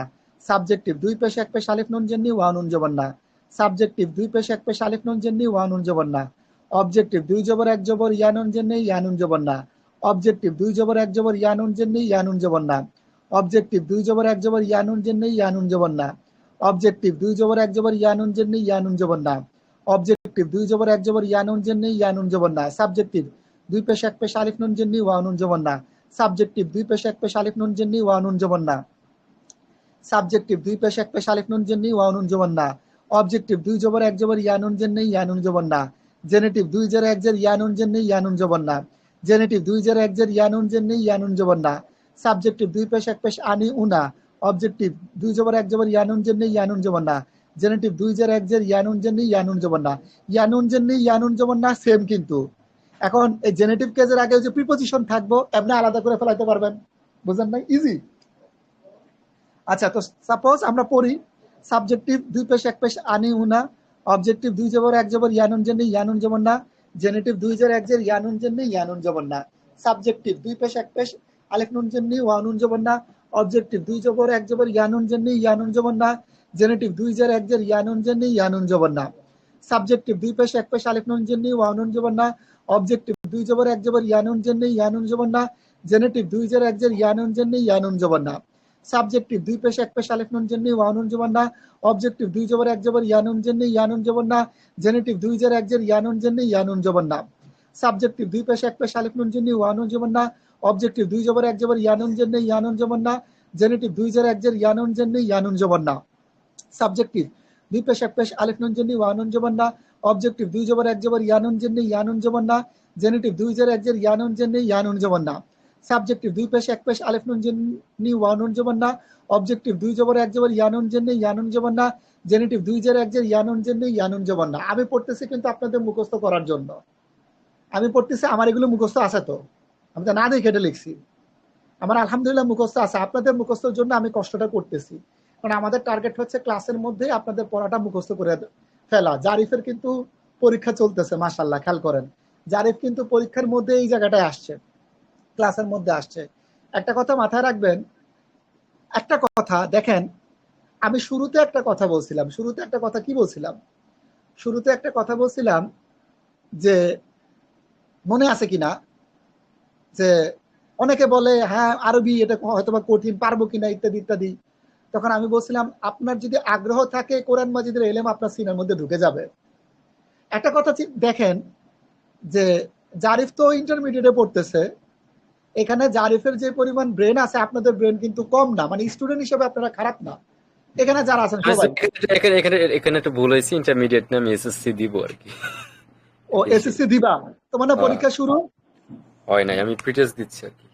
ও প্রিটেস্ট দিতেছে আর কি, মানে ম্যাট্রিক পরীক্ষা দিবে, প্রিটেস্ট পরীক্ষা, প্রিটেস্টের মধ্যেই সে ক্লাস করতেছে, মানে চিন্তা করেন আরো ছোট। এখন আমিও অনেক মানে একবার একটা বাচ্চাদের ব্যাচ আমি পড়াইছিলাম, ওরা বুঝতো না ভালো মতো, কারণ এই জায়গাটাতে কিছু বিষয় আছে, এই জায়গাটার বিষয়গুলো হচ্ছে কি, এটা হচ্ছে আপনার বুঝার অনেক জায়গা আছে, একই সাথে অনেক কিছু জিনিস। ওই যে একবার বলছিলাম জানি না, ক্লাস 2 এর একটা বাচ্চা কিন্তু পেরে গেছিল, ক্লাস 2 এর বাচ্চা, অবাক হয়ে যাবেন, অবাক, আমি নিজে অবাক হয়ে গেছি। আমি মানুষের এলেম দেখে, মানে ব্রেন দেখে এত অবাক হই নাই। ক্লাস 2 এর বাচ্চা, তাও হাল জুলহাল টপিকটা, কোরআন মাজিদের গ্রামার হাল জুলহালের টপিক, সে আলেমরা পর্যন্ত অনেক সময়, আপনি নাস্তিক মাসুদকে নিয়ে সে মুফতি পাস, তাকে আপনি বলেন হাল জুলহাল, সে লাইভের মধ্যে সে বলতে পারবে না, সে আটকে যাবে, তাকে একটা তারকিব ধরবেন সে আটকে যাবে। অথচ মেয়েটা, আমি ক্লাস 2-3 পড়তো তখন, তাকে যা বলতাম সে গড়গড় গড়গড় করে মাশাআল্লাহ বলতে পারতো এবং বুঝানোটাই বলতে পারতো, সুবহানাল্লাহ। সো যে কথাটা সেটা হলো যে ওই যে জিনিসটা জারিফ কেন তাহলে পারতেছে, বা জারিফ কিন্তু ভালো পারবে, দেখবেন এখানে পড়া মুখস্থ দেখেন জারিফের আগে হয়, আবার জারিফ কিন্তু ভালো পারবে, কারণ হচ্ছে জারিফের আগ্রহটা অনেক। জারিফ আমাকে কিন্তু ফোন দেয়, আপনাদের মধ্যে এখানে অনেকরা তো আমি নিজ থেকে ফোন দেই, ফোন দিলে কিন্তু আমি আপনাদের মধ্যে অনেকে পাই না, যেমন ইমাম মাহাদি ভাইকে আমি পাই নাই, এখন পর্যন্ত ইমাম মাহাদি ভাইকে পাই নাই। তো ইমাম মাহাদি ভাই ব্যস্ত, জারিফও তো ব্যস্ত, জারিফও তো আপনি যদি ওই কাউন্ট করেন ছোট মানুষ, ও এখন ও এই এই বয়সের ছেলেমেয়েরা সবচেয়ে ব্যস্ত থাকে, সত্য কথা যেটা। আপনি টাইম বের করতে পারবেন, এরা টাইম বের করতে পারে না। কেন টাইম বের করতে পারে না? কারণ এরা, এদের যে টিনেজ বয়স, এরা ধরেন বন্ধু বললো চল ঘুরতে যাই, ওরা বন্ধুর আগ্রহে ঘুরতে যাবে, ওদের কোচিং আছে, ওদের স্কুলের ক্লাস আছে, ওরা ঘুরতে যাবে, ওরা খেলা দেখে এই বয়সে পোলাপান, ওরা ইনস্টাগ্রাম ফেসবুক চালায়, ওরা খেলা দেখে এই বয়সের পোলাপান, ওদের আবার ফ্রি টেস্ট থাকে, পরীক্ষা থাকে। হ্যাঁ, সবচেয়ে দেখবেন একটা, মানে এই বয়সের পোলাপান গুলো হচ্ছে অন্যরকম, ওরা সবচেয়ে বেশি ব্যস্ত। যদি নর্মাল চিন্তা করেন, এরা সময় বের করতে পারবে না, কিন্তু দেখবেন আপনারা যারা একটু মানে ম্যারিড পার্সন, আপনারা ঠিকই সময় বের করতে পারবেন। সো পয়েন্ট হচ্ছে, এ কিন্তু কম বয়সী হওয়া সত্ত্বেও এ আমার নিজ থেকে ফোন দিয়া ওর প্রিটেস্ট পরীক্ষা, মানে আমাকে বলতেছে আমার পরীক্ষা এইটাই, আমার পড়া হয়েছে, আমার পড়া ধরবেন, নিজে ফোন করে বলে আমার পড়া ধরবেন, অথচ আমি সবাইকে ফোন দিয়েছি। এই কথাটা দেখেন, আমি কিন্তু এই কথাটা কেন বলতেছি, আমি এখানে কিছুই না। আবার আমি বলি, ফার্স্ট ওরিয়েন্টেশন ক্লাসে বলছি আপনার টিচার হচ্ছে আল্লাহ রাব্বুল আলামিন, কোরআন মাজিদে বলছে আর রহমান আল্লামাল কোরআন, পরম করুণাময় কোরআন শিক্ষা দিয়েছেন। তো আপনার যে জিনিসটা সেটা হচ্ছে যে আপনার আগ্রহটা খুব ইম্পর্টেন্ট থাকবে। আমি নিজে আপনি অবাক হয়ে যাবেন আমার শিক্ষাটা, যেমন ধরেন আলহামদুলিল্লাহ সমস্ত প্রশংসা আল্লাহর, আপনারা হয়তোবা আমাকে অনেকেই চিনেন না, বা হয়তোবা অনেকেই চিনেন। একটা কথা বলি, আমাদের বিভিন্ন স্টেজ থাকে, সেই স্টেজে আমাদের গ্রুপ আছে, সে গ্রুপে মুফতিরাও আছে, আলহামদুলিল্লাহ সে মুফতিরাও আছে। নাস্তিক যদি গ্রামাটিক্যাল কোনো প্রশ্ন করে, মুফতিরাও পর্যন্ত আমারে মানে কথা বলে না, মানে আমি উত্তর দেবো সেই জায়গায়, চিন্তা করছেন আপনি? আলহামদুলিল্লাহ, মানে এই জিনিসটা আল্লাহু আকবার, ওনারা কিন্তু আমার থেকে আলহামদুলিল্লাহ ভালো জানে, কিন্তু ওনারা পর্যন্ত বা আরো মানে এমন মানুষ আছে যারা এত ফ্লুয়েন্টলি আরবিতে কথা বলতে পারে, মানে আমাদের এই ইয়েতেই মানে ডিবেট করতেছেন নাস্তিকদের সাথে আরবিতে, ওনারা পর্যন্ত যখন আমি ঢুকবো, আমি যখন গ্রামারের কোনো কথা বলবো, তখন সবাই হাফিজ ভাই হাফিজ ভাই হাফিজ ভাই ডিবেট করেন, হাফিজ ভাই আলোচনা করেন, মানে ডিবেট দেখা গেল যে আমি ঢুকলে ডিবেটটা আমার সাথেই হচ্ছে। এই কারণটা কি? আমি নাস্তিক মাসুদের সাথে, ও তো মুফতি সার্টিফিকেট, ওর সাথে আমার একটা ডিবেট আছে, আপনি দেখবেন, তাও গ্রামার নিয়েই। ওর ইয়া করতেছি, ওর প্রত্যেকটা জায়গায় ওরে ধরতেছি, হ্যাঁ, ওরে পুরো যেমন এটা হয়েছিল কি দেখেন, আমি কথাগুলো এগুলো জানা দরকার। আমার সাথে ডিবেট হয়েছিল, আরেকজন ছিল, তার নাম নাস্তিক আল্লামা জাস্টিস। সে আলিয়ায় পড়ছে, কওমিতেও পড়ছে, সে মাদ্রাসার ছাত্রদের খাতাও দেখে। সে কি, তার সাথে আমার ডিবেট হয়েছিল। সে আরবি দিবেন, সে আরবি গড় গড় করে পড়তে থাকবে। তার সাথে একটা ডিবেট হয়েছে মুফতি মাসুদের সাথে আমার 2 থেকে 3 বার, নাস্তিক মাসুদ আর কি, ওর সাথে আমার 2 থেকে 3 বার ডিবেট হয়েছে। প্রত্যেকটা ডিবেট দেখেন গ্রামার নিয়ে ডিবেট হয়েছে। নাস্তিকরা পর্যন্ত আলহামদুলিল্লাহ, আল্লাহু আকবার, নাস্তিকরা পর্যন্ত আমাকে ভয় পায় এই আরবি গ্রামারের ডিবেটে। তখন ওদের সাথে দেখা গেল যে গ্রামার নিয়েই তখন এই আলোচনা বা ডিবেট হয়। এই কথাগুলো কেন উপস্থাপন করলাম বা কেন বললাম? প্রথম কথা যে আমি তাহলে জানলাম, মানে আমার সাথে আলহামদুলিল্লাহ নাস্তিকরা পারে না কেন? ওদের তো সার্টিফিকেট আছে। যেমন 3 দিন আগে একজনের সাথে আমার 3 দিন আগে একজনের সাথে আমার কথা হচ্ছে, আপনি অবাক হয়ে যাবেন। ও আর একটা কথা বলি, এমনকি ইমরান বিন বশিরের সাথেও আমার আরবি গ্রামার নিয়ে কথা হয়েছে। এমন ওই ডিবেটটার মধ্যে জিতা নিয়ে ওরে এমন ভাবে ধরছি, ও কোণঠাসা হয়েছে। তারপর আমরা একটা উইনিং লাইট করছি, সেই জায়গায় ব্রাদার রাহুল ভাই ছিল, ডক্টর মোহাম্মদ ইব্রাহিম ভাই ছিল, আমাদের মুসলিম দায়ী ভাইদের মধ্যে যারা ছিল অনেকে এখানে আসছে, মানে আমরা মানে উদযাপন করার জন্য, বিজয় উদযাপন করার জন্য। ও কিন্তু ইমরান বিন বশিরও কিন্তু মুফতি, তার সাথেও আমার ওই ইয়া নিয়ে আলোচনা হইতেছিল। আসাদের লাইভে আমি তারা গ্রামার নিয়ে, সে বলতেছে কোরআন মাজিদে গ্রামারে ভুল আছে। আমি তাকে প্রশ্ন করছি, বলে না আমি এটা বলিই নাই। আমি বলতেছি আপনি এটা বলছেন, এখন বলেন বলি না। চিন্তা করেন কাফের কত ভয় পাইছে একজন মুফতি সার্টিফিকেট থাকা সত্ত্বেও। আমি যখন তাকে বললাম আপনি বলছেন কোরআন মাজিদে ব্যাকরণে ভুল আছে, আসেন আলোচনা করবো, বলে আমি এটা বলি নাই।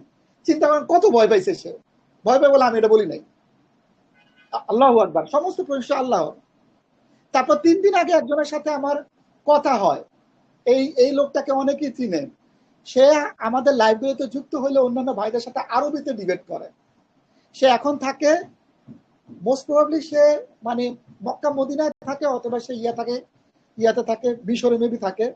সে বলতেছে হাফিজ ভাই, আমি আপনাদের যে কওমি মাদ্রাসা আছে বা বাংলাদেশে যে মাদ্রাসা আছে তার চাইতে আমি যে মাদ্রাসায় পড়ি, আমার মাদ্রাসার সার্টিফিকেট যে মাদ্রাসা এখন আমি পড়তেছি, শুনলে অবাক হয়ে যাবে। তার মানে বোঝা যাচ্ছে সে মাদানী ইউনিভার্সিটিতে পড়ে, অথবা সে মিশরের কোনো ইউনিভার্সিটি, আজহারি ইউনিভার্সিটিতে পড়ে, মানে খুব ভালো একটা বাইরের দেশের মিডল ইস্টের একটা মাদ্রাসা সে পড়তেছে।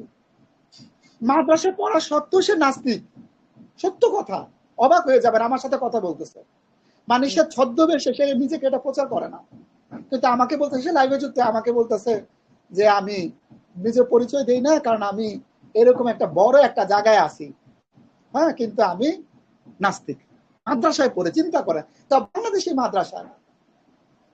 তো ওর সাথেও আর আলোচনা হয়। তারা আমি বলতেছি যে আপনি বলেন, ওরে আমি ও ইনশাল্লাহ আলহামদুলিল্লাহ ও সুবিধা করতে পারে না, সত্য কথা। তো এখন আমি এই কথা কেন বললাম, এখন আমি আপনাদের বলি, আমি তাহলে এই মানে আমি এই জায়গাটা কেন কিভাবে পৌঁছাইলাম? আমি তো জেনারেল শিক্ষিত আপনাদের মতো, আমি জেনারেল শিক্ষিত না, আমি তো আপনাদের মতো জেনারেল শিক্ষিত। এই জায়গাটা আমি কিভাবে পৌঁছাইলাম আমি একটু বলি। আমার জার্নি, আমি কোনো সময় এক টিচারের কাছে পড়ি নাই। আমি যত বই আছে, আমি মানে ধরেন টিচারদের ভিডিও দেখতাম, আমার কাছে মনে হইতো এই টিচারের মধ্যেও, মানে ওয়ার্ল্ডের মধ্যে আমি বেশিরভাগই বাইরের দেশের টিচারদের ক্লাস করছি, কারণ ওরা মানে বাংলা ইংলিশ গ্রামার দিয়া মানে একটু অন্যরকম ভাবে বোঝায়। মানে এটা জেনারেল শিক্ষিতদের জন্য একটু বেটার। তো যখনই আমি দেখতাম যে এই ওস্তাদের এই টিচারের মানে অনেক জানে, তখনই তার নাম্বারটা কালেক্ট করে ফেলতাম। হোয়াটসঅ্যাপ নাম্বার কালেক্ট করে তাকে কি করতাম, এরকম এক না, ওয়ার্ল্ডের মধ্যে যারা টপ টিচার আছে তাদের নাম্বার কালেক্ট করছি। নাম্বার কালেক্ট করার পরে আমার যত গ্রামার নিয়ে প্রশ্ন, আমি খালি প্রশ্ন করতাম, গ্রামার নিয়ে খালি প্রশ্ন। শুধু তাই না, বাংলাদেশেরও জেনারেল শিক্ষিত কেউ আছে, অনেকে আছে যারা টিচার, ভালো টিচার আলহামদুলিল্লাহ, অনেক ভালো। আমি ওদেরও নাম্বার, ওদেরও কন্ট্যাক্ট নাম্বার বললেন, ওদের সাথে পরিচয় করে আমি ওদেরকেও ফোন দিতাম, কিন্তু ওরা কেউ আমাকে ফোন দিত না। দেখেন আমি এখনো একটা বিষয়, আমি আমার ফোন দিতে আপত্তি নেই, আমি ফোন দেবো, আমি সবাই, আমার কোনো আপত্তি নেই। আমি যদি সিকিউর ফিল করি, আমি জানবো যে ওনার ওপিনিয়নটা কি এই জায়গায়। তো শিক্ষাটা হবে এরকম, শিক্ষাটা হবে আপনি ওই যে যেটা বলতেছেন না, আপনার আগ্রহ থাকবে, আপনি জ্বালাবেন। আমি যখন প্রথম ওস্তাদের নাম্বারটা পাই, ওস্তাদের নাম্বারটা পাওয়ার পরে আমি প্রথম দিন, তো সেটাও আজ থেকে মনে হয় 3-4 বছর আগে হবে, 2-3 বছর আগে, প্রথম দিন আমি ওস্তাদকে প্রশ্ন করা শুরু। প্রশ্ন শুনে ওস্তাদ বলতেছে, মানে ওনার তো এত টাইম নেই, উনি ধরেন টেলিভিশনে আসেন, পাকিস্তান টেলিভিশনে আসেন, ভিডিও টিডিও করেন, তখন তিনি বলতেছেন যে আচ্ছা ঠিক আছে, আপনার একটা গ্রুপে অ্যাড করি। তো ওই গ্রুপে আমরা মানে সবাই প্রশ্ন করে, যে পারে সে উত্তর দেওয়ার চেষ্টা করে, গ্রুপে আমিও আছি। ওই গ্রুপে প্রশ্ন করা শুরু করলাম। তো গ্রুপে প্রশ্ন করার পরে অনেক একটু অন্যরকম, কারণ আমার কোশ্চেনটা একটু অন্যরকম, নাস্তিক টাইপের, একটু অন্যরকম, ক্রিটিক্যাল, মানে একটু প্যাস টাইপের। তখন অনেকে বলতো হাফেজ সাহেব আপকো কেয়া হুয়া, এরকম উর্দুতে বলতো। হ্যাঁ, মানে এটা কি ধরনের প্রশ্ন, এরকম প্রশ্ন করতেছেন। বাট আমার উস্তাদ কিছুটা বুঝতো, তিনি কিছুটা মাশাআল্লাহ অ্যান্সার করার চেষ্টা করতে, হেল্প করতো। দেখতাম ওই উস্তাদের এই অ্যান্সারটা কাছাকাছি, ভাল লাগছে, আচ্ছা ভাল লাগছে, ওই প্রশ্নটা 2-3 জন ওস্তাদের কাছে সাবমিট করে রাখতাম। ওই প্রশ্নটাই মাথায় আসছে, দেখি সলিউশনটা কি। ওই যে যেটা বললাম না, যে জানেন মানে মানুষের প্রশ্ন করতে করতে করতে করতে একটা পর্যায়ে এমন আপনাদের অবস্থানটা এমন যাবে, যেটা আমার 2-3 জায়গায় হয়েছিল সম্পত্তি বন্টনে। সকল জায়গায়, সকল তাফসীর, সকল বই পড়ে দেখি কোথাও কোনো উত্তর নাই। এরপরে চিন্তা করতে করতে ঘুমায় যেতাম। আল্লাহ রব্বুল আলামিন আমাকে উত্তর দিয়েছেন, আল্লাহ রব্বুল আলামিন, সুবহানাল্লাহ। প্রত্যেকটা জিনিস আল্লাহ রব্বুল আলামিন আস্তে আস্তে আস্তে আস্তে করে মিলাই দিচ্ছেন। তো ওই জায়গাটাতে আমি যেটা বললাম, এই যে একটা পর্যায়ে কারো কাছ থেকে উত্তর পাবেন না, এমন অনেক জিনিস আছে কারো কাছ থেকে উত্তর পাবেন না। এমন অনেক জিনিস আছে ইসলামে গবেষণা হয় নাই, করে নাই, কারো কাছে আপনি উত্তর পাবেন না। তখন আপনি কি করবেন? তখন আপনি দেখা যাবে যে হ্যাঁ, তখন আল্লাহ রাব্বুল আলামিন আপনাকে, এখন আপনি বলতে পারেন এইগুলো আছে নাকি, আছে এখনো সেই আলোচনা করলে, একটার পর একটা আলোচনা টপিক যদি আমি উঠাই, একটার পর একটা টপিক উঠাইলে আপনি অবাক হয়ে যাবেন যে কোন কোন টপিকে কি কি প্রশ্ন, কেমন আজব টাইপের প্রশ্ন, কত প্রশ্ন আছে। তো এখন আমি এই কথাটা কেন বলতেছি, যে এই যে আমার আলহামদুলিল্লাহ এই জায়গাটা, আল্লাহ রাব্বুল আলামিনের সমস্ত প্রশংসা, এইটার একটা জায়গা আছে, আমি প্রশ্ন করতাম, আমি এই জায়গাটাতে কি লেগেছিলাম।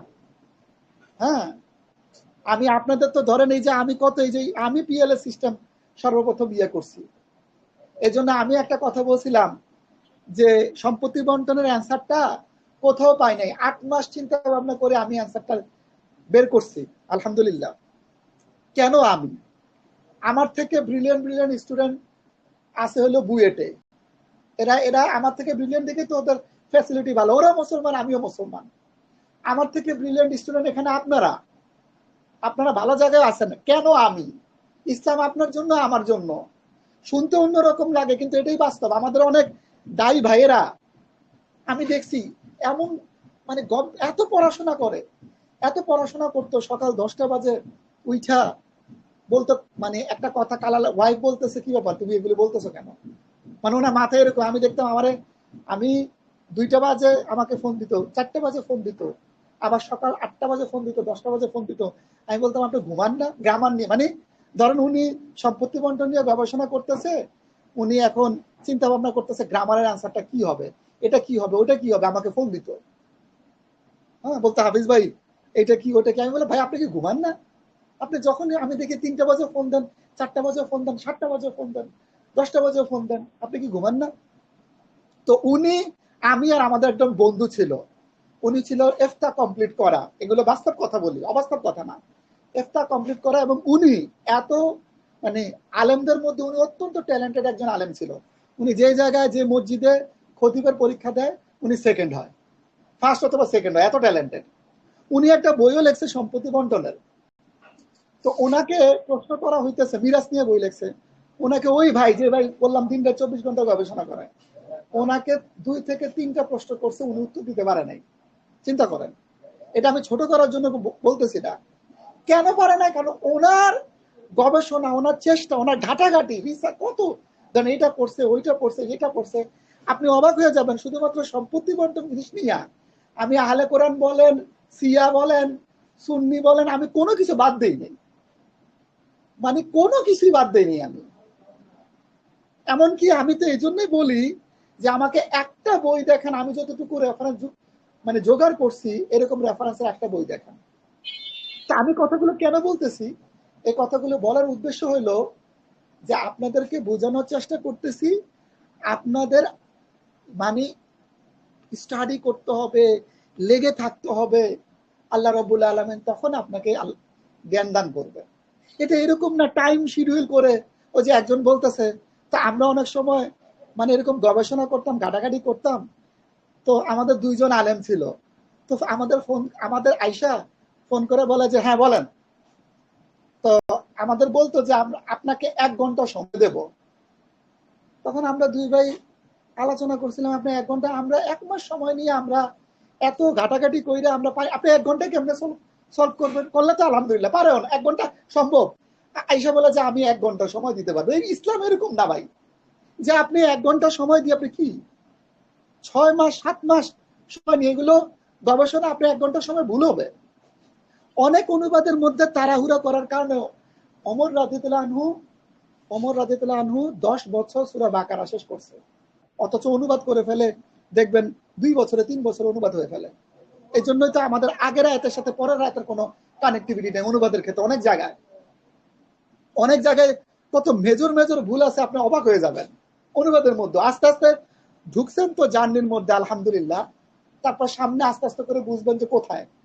তা আমি কথাগুলো বলার উদ্দেশ্য হচ্ছে যে আপনাদের মানে সময়টা, আপনারা আলহামদুলিল্লাহ ব্যস্ত, এটা ঠিক, অত্যন্ত ব্যস্ত, কিন্তু ব্যস্ততা, আমি একটা কথা বলি, ডক্টর জাকির নায়েক স্যারও ব্যস্ত ছিল। ডক্টর জাকির নায়েক স্যার তখন তার ফ্যামিলি চালাইতে হইতো, তিনি কয় ঘন্টা, 3-4 ঘন্টা ঘুমাইতেন। তখন শুরুর দিকে তিনি ইয়েও করতেন, ওই যে প্র্যাকটিসও করতেন, মেডিকেল সায়েন্স ইয়াতে প্র্যাকটিসও করতেন। নোমান আলী খান স্যার চাকরি ছেড়ে দিয়েছেন, আমার ওস্তাদ আমি সোহেল সাহেব, তিনি চাকরি ছেড়ে দিয়েছেন, বিবাহিত সব, চাকরি ছেড়ে দিয়ে একটা দোকান দিত, বলছে দোকান দিয়ে আমি পড়তাম।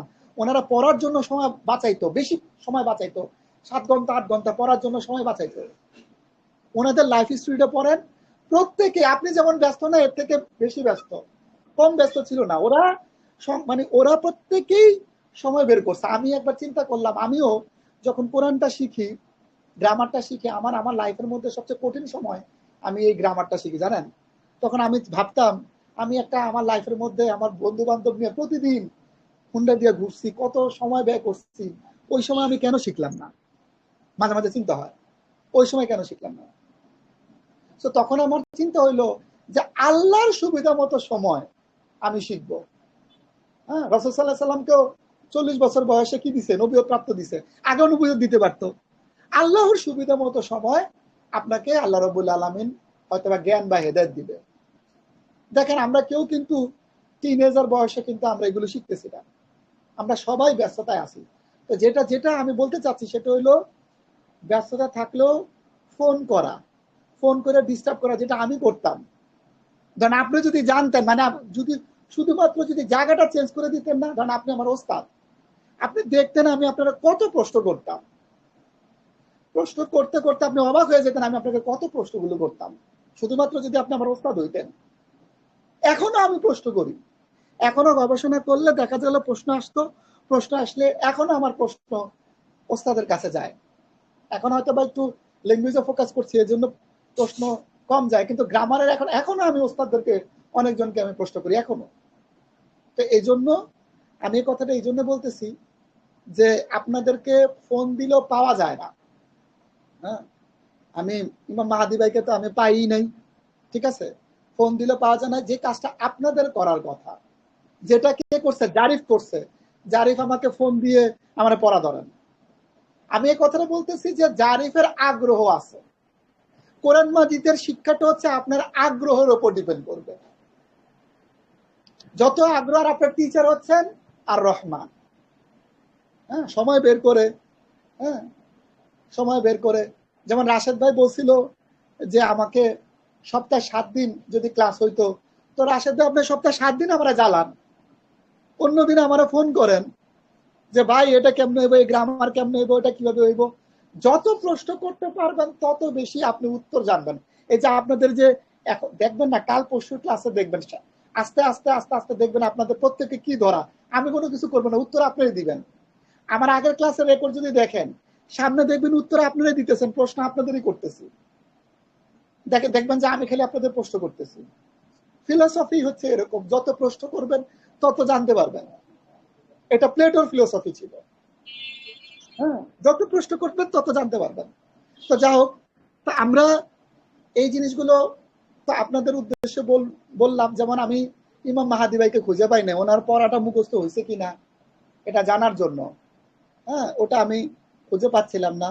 তো এই জন্য আপনাদের এই জিনিসটা, যত প্রশ্ন আছে, যত কিছু আছে, এগুলো ভয়েস মেসেজ দেওয়া, এগুলো করা, এইটা আপনারা ইনশাল্লাহ করবেন। হ্যাঁ, তো মানে এটা আলহামদুলিল্লাহ আপনাদের জন্য ভালো হবে। তো যাও, ইয়াটা কি 2 পেশ 1 পেশ আনিও না, 2 জবর 1 জবর ইয়ানুন জেনি ইয়ানুন জবর না, 2 জের 1 জের ইয়ানুন জেনি ইয়ানুন জবর না। এটা সাবজেক্টিভ, এটা অবজেক্টিভ, এটা জেনেটিভের আলামত। আবার আমরা একটু যাই। আচ্ছা, আবার ওইখানে যাই।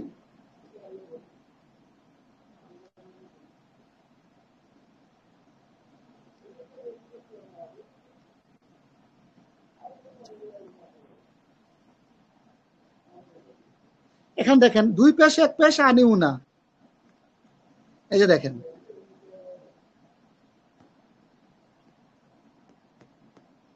দেখেন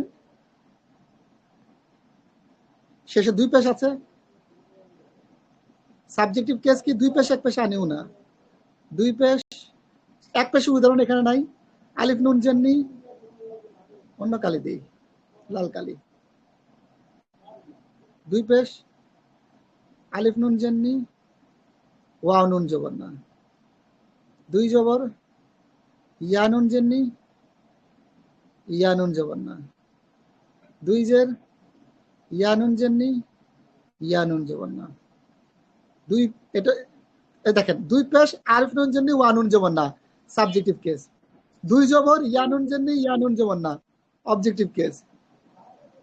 2 জের ইয়া নুন জেননি, ইয়া নুন জবর না, জেনেটিভ কেস। 1 জের উদাহরণ নাই এখানে। 2 পেশ আনি, 2 পেশ সাবজেক্টিভ কেস। 2 জবর ইয়া নুন জেননি, অবজেক্টিভ কেস। এখানে 2 জের আসলে জেনেটিভ কেস হওয়ার কথা, এখানে মহিলাদের ক্ষেত্রে ব্যতিক্রম। মহিলাদের ক্ষেত্রে এই 2 জেরটা জেনেটিভ কেস বুঝাবে। এইখানে 2 জের ইয়া নুন জেননি, 2 জের জেনেটিভ কেস, বাস হয়ে গেল। এই যে জেনেটিভ কেস লেখা আছে ডান পাশে, বুঝছেন?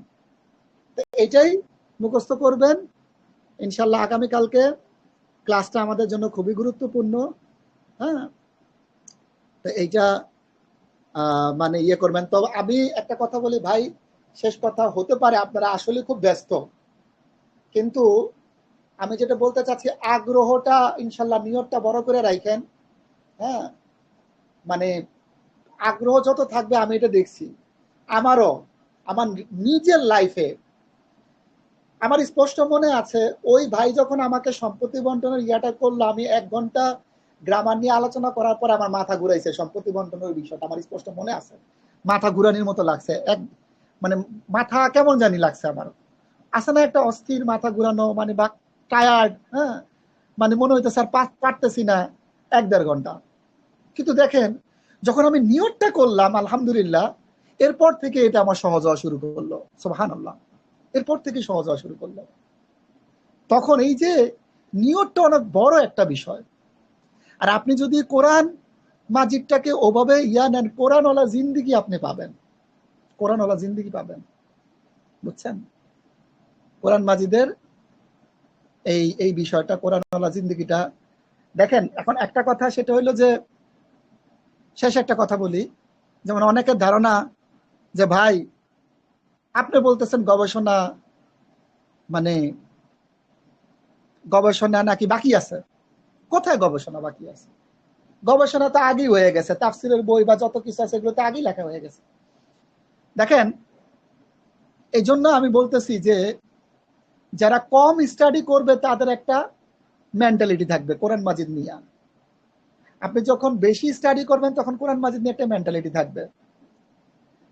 কালালাতে এই সম্পত্তি বন্টনে আমাদের সাহাবীদের ভিন্ন ভিন্ন মত ছিল।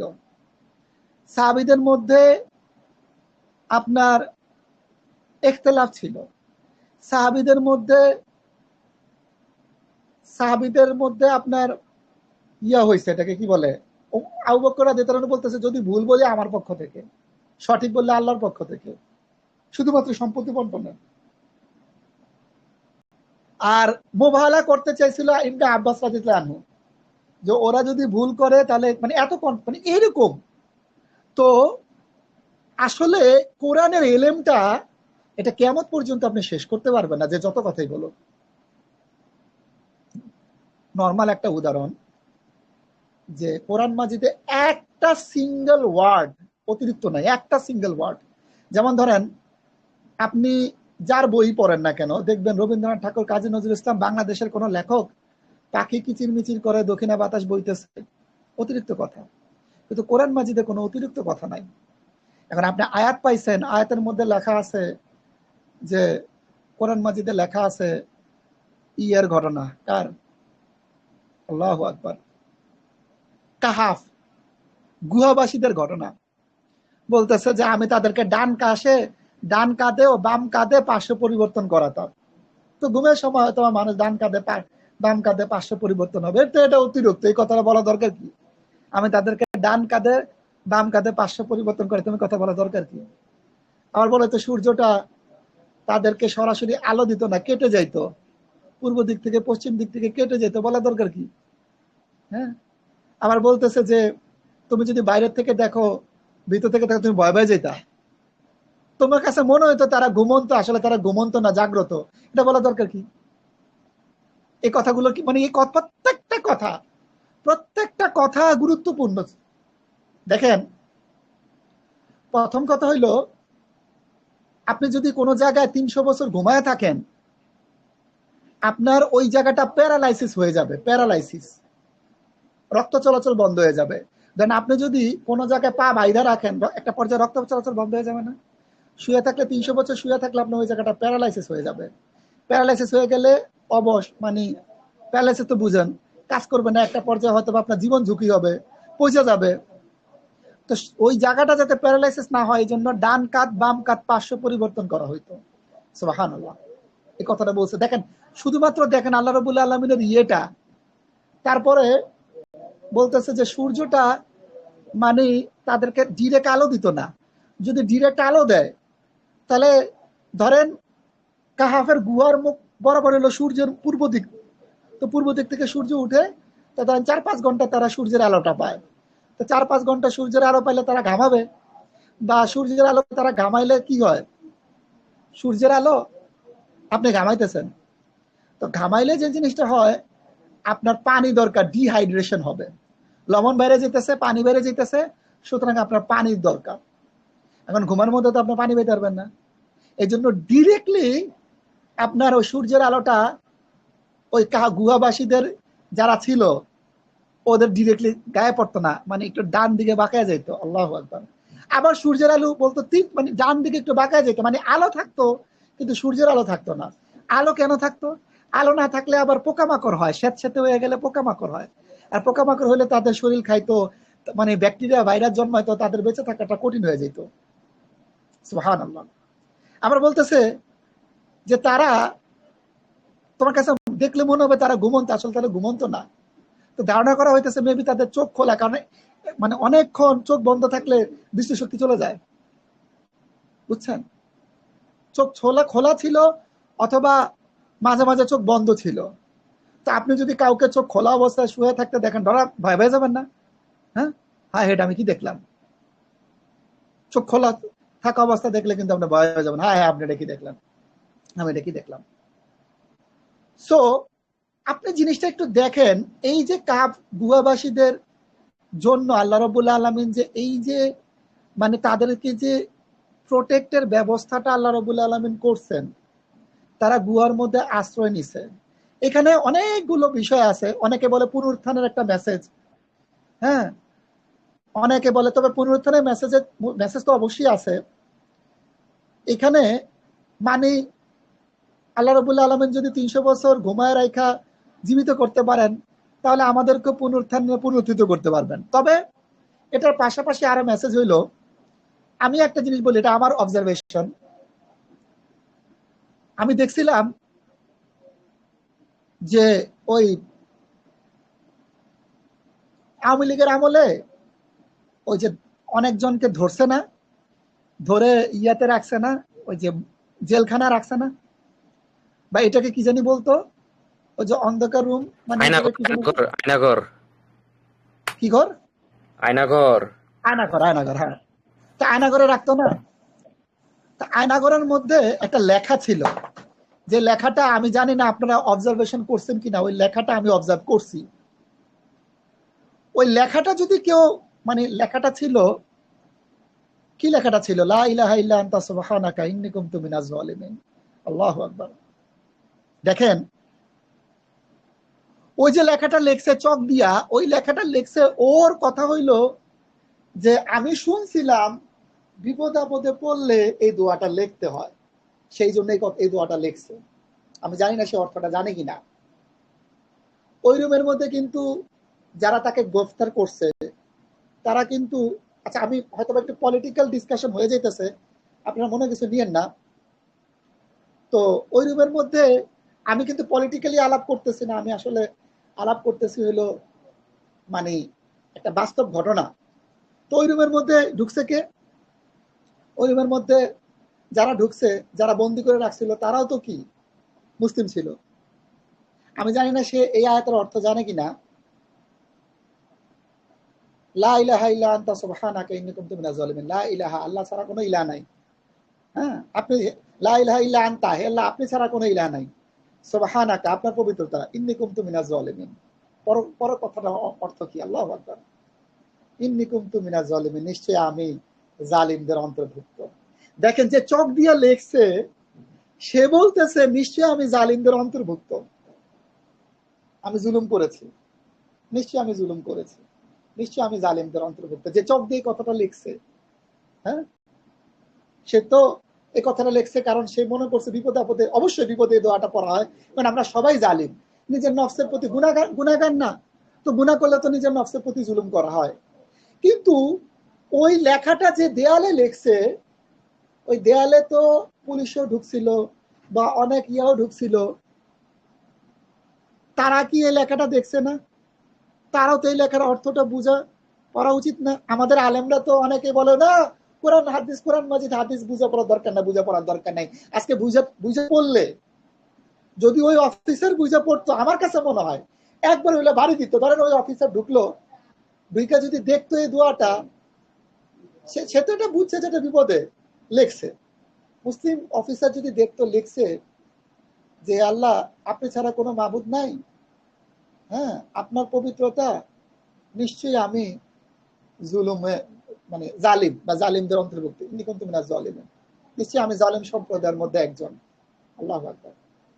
অথচ যেই এই জিনিসটা লেখছে তাকে আমি জুলুম করতেছি, এইটা সে রিয়েলাইজ করতো না যে ইয়া ঢুকছে, যে ফর এক্সাম্পল যে মুসলিম জেলার বা যে মুসলিম তাকে গ্রেফতার করে রাখছে, এইটা সে অর্থটা পড়লেও সে একটু রিয়েলাইজ করতো আসলে জালিম কিন্তু আমি।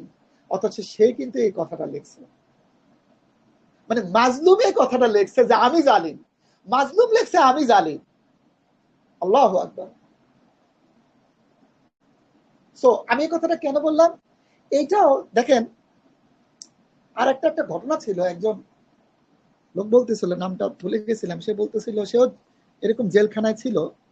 তো সে বলতেছিল আমি একটা রুটি খাচ্ছিলাম, তো আপনারা দেখতে পাইতেছেন কিনা আমার স্ক্রিনটা বুঝলাম না। তো উনি সেটা জেলখানার মধ্যে বলতেছে যে আমার যদি আরেকটা রুটি হইতো, অবাক করা, আমার যদি আরেকটা রুটি হইতো, মানে ইয়ে করছিল। আল্লাহু আকবার। মানে জেলখানা সাধারণত 2 বার খাওয়া দেয় না, নক করে ওই যে কি যেন একটা ছোট ছিদ্র থাকে আয়না ঘরের মতো, ওইখানে দেয়, খাবার খায়, দ্বিতীয়বার আপনারা নক করবে না। কিন্তু রাতে আবার ওদিন রাতে সে খাবার খায় নাই, পরের দিনে সে চিন্তা করছে একদিন খুব মজা লাগছে, খাবারটা খুবই মজা লাগছে। তো ওই সময় সে জেলখানার মধ্যে বলতেছে যে যদি আরেকটা রুটি হইতো ভালো হইতো আর কি। ঠিক ওই মুহূর্তে নাকি বাইরে থেকে একজন ঠক ঠক করতেছে, তো বলতেছে আপনাকে আরেকটা রুটি লাগবে। মানে ও বলতে, মানে উনি বলতেছেন সব সচরাচর এই ঘটনাটা ঘটে না, বলতেছে আপনাকে আরেকটা রুটি লাগবে। তো সে বলল হ্যাঁ। তারপর তাকে আরেকটা রুটি দেওয়া হয় এবং সে খায়। চিন্তা করছেন, আল্লাহু আকবার। এটা কিন্তু বাস্তব, এই ইন্টারভিউটা আছে, আয়নাঘরের এই ইন্টারভিউটা আছে, বাস্তব কথা এটা। আমি এই কথাটা কেন আনলাম, এই কথাটার সাথে কাহাফের সম্পর্কটা কি, গুহার সম্পর্কটা কি? গুহার সম্পর্কটা হইল যে দেখবেন যে আপনি একটা পরিবেশে আছেন, যেমন আমি দেখছি যে অনেক বড় লোক, সে অনেক আলিশান জায়গায় আছে, বিশাল বড় বাড়ি, হ্যাঁ, কিন্তু একটা একা একটা রুমে থাকতেছে, কিন্তু তার অ্যাংজাইটি, মানে তার দুশ্চিন্তা, তার ধরেন মানে টেনশন, তার ধরেন মানে কিছুতে কিছু সে ধরেন মানে ভয় পায়, মানে সামথিং জিনিস আছে, মানে সে ফ্রি না। আবার দেখবেন আপনি গ্রামের একটা জায়গায় গেছেন, দেখবেন বাচ্চারা খুব খেলতেছে, হাসি খুশি, হ্যাঁ, আবার তাদের ধরেন আজকে রাতে খাবার আসবো তারপর খাবে, মানে গরিবের ফ্যামিলিতে কিন্তু খুব হাসি খুশি থাকে দেখবেন, হ্যাঁ। এবং দেখবেন ওদের টেনশনটাও একটু কম হয়, আপনি দেখবেন। আপনি যেমন বড় লোকরা অনেক কিছু ভাবে, আমি এই ওষুধটা, বড় ডাক্তারের কাছে যায়, হ্যাঁ ওই লোক বড়, গরিবরা বড় ডাক্তারের কাছেও যায় না। গরিবরা ওই যে ডিসপেন্সারি যে থাকে না, ওর কাছে যায়, যে আমার একটা ইয়া দেন, ট্যাবলেট দেন, ওরা তো কিছু ভাবে না।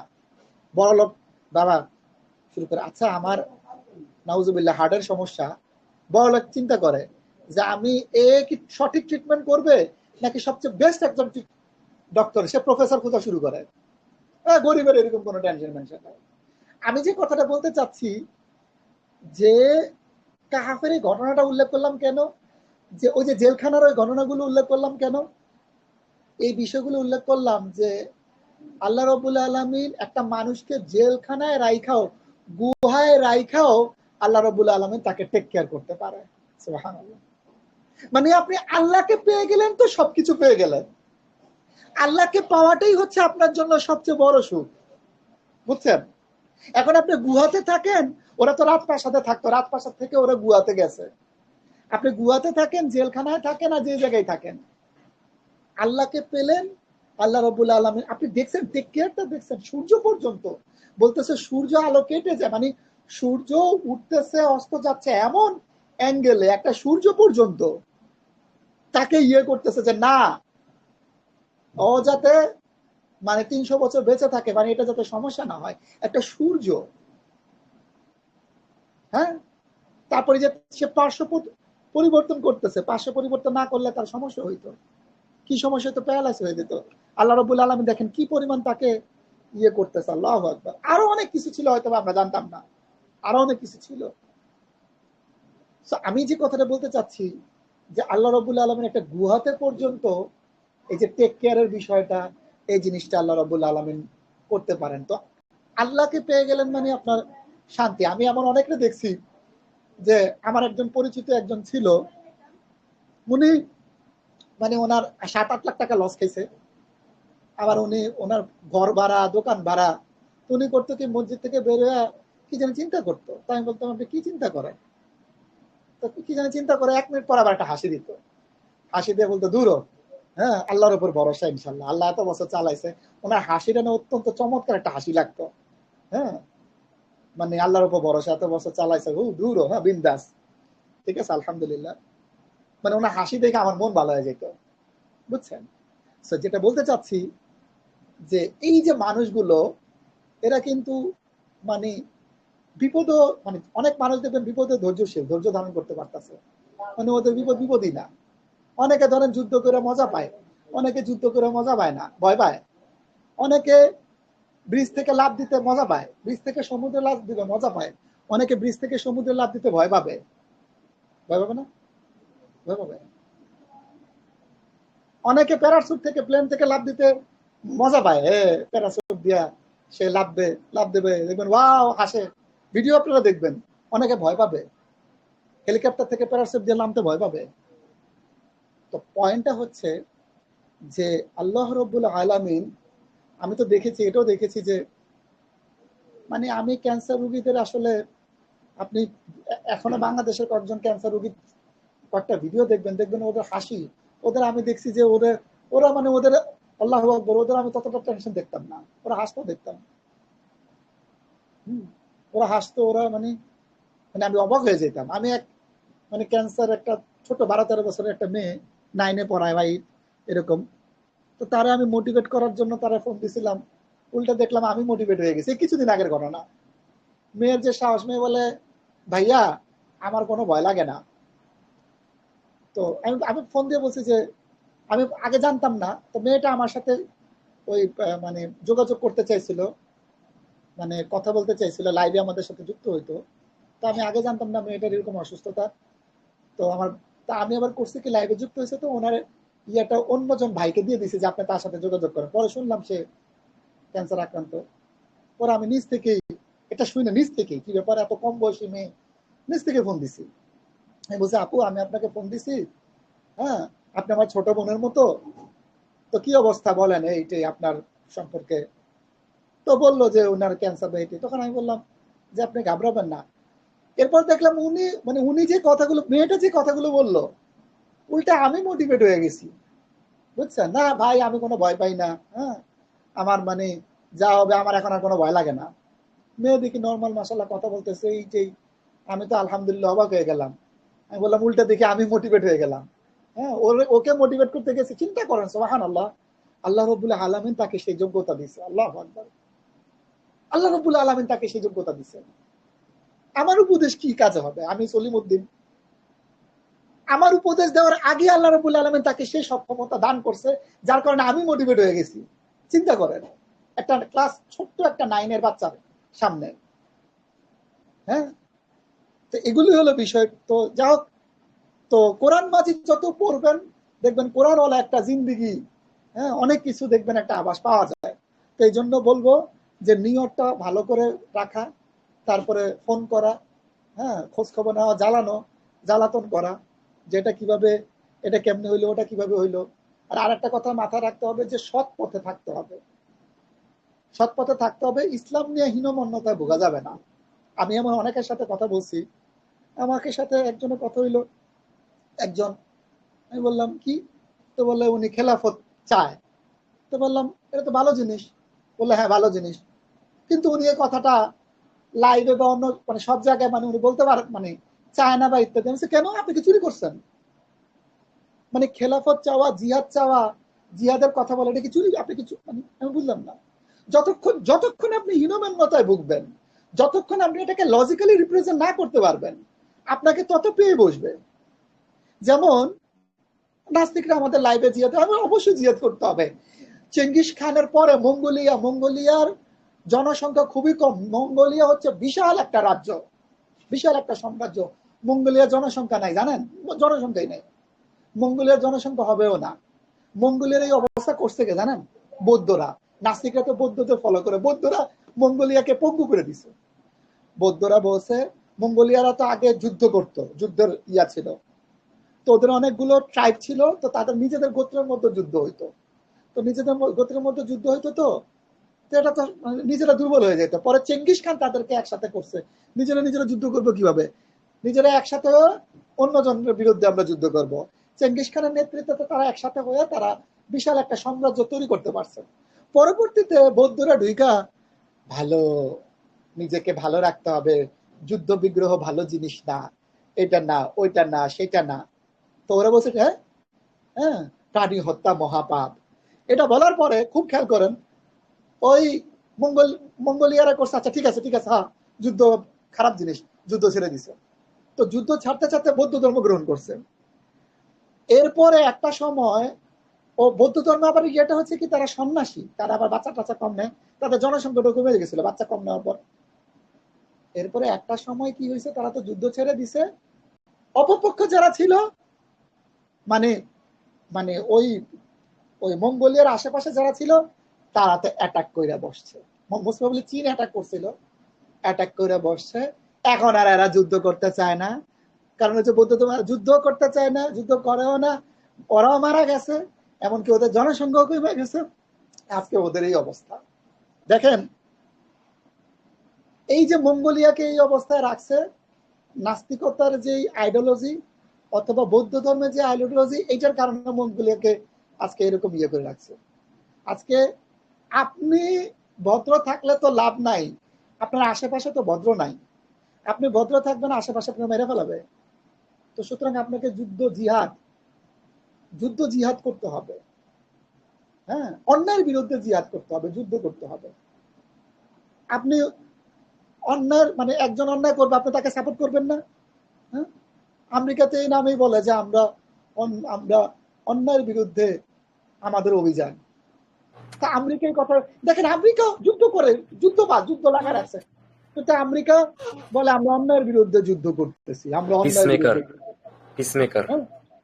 পিসমেকার, আমরা শান্তি প্রতিষ্ঠাকারী। এইটাই তা আপনি যুদ্ধের কথা বলে, জিহাদের কথা বলে আপনি ভয় পান কেন?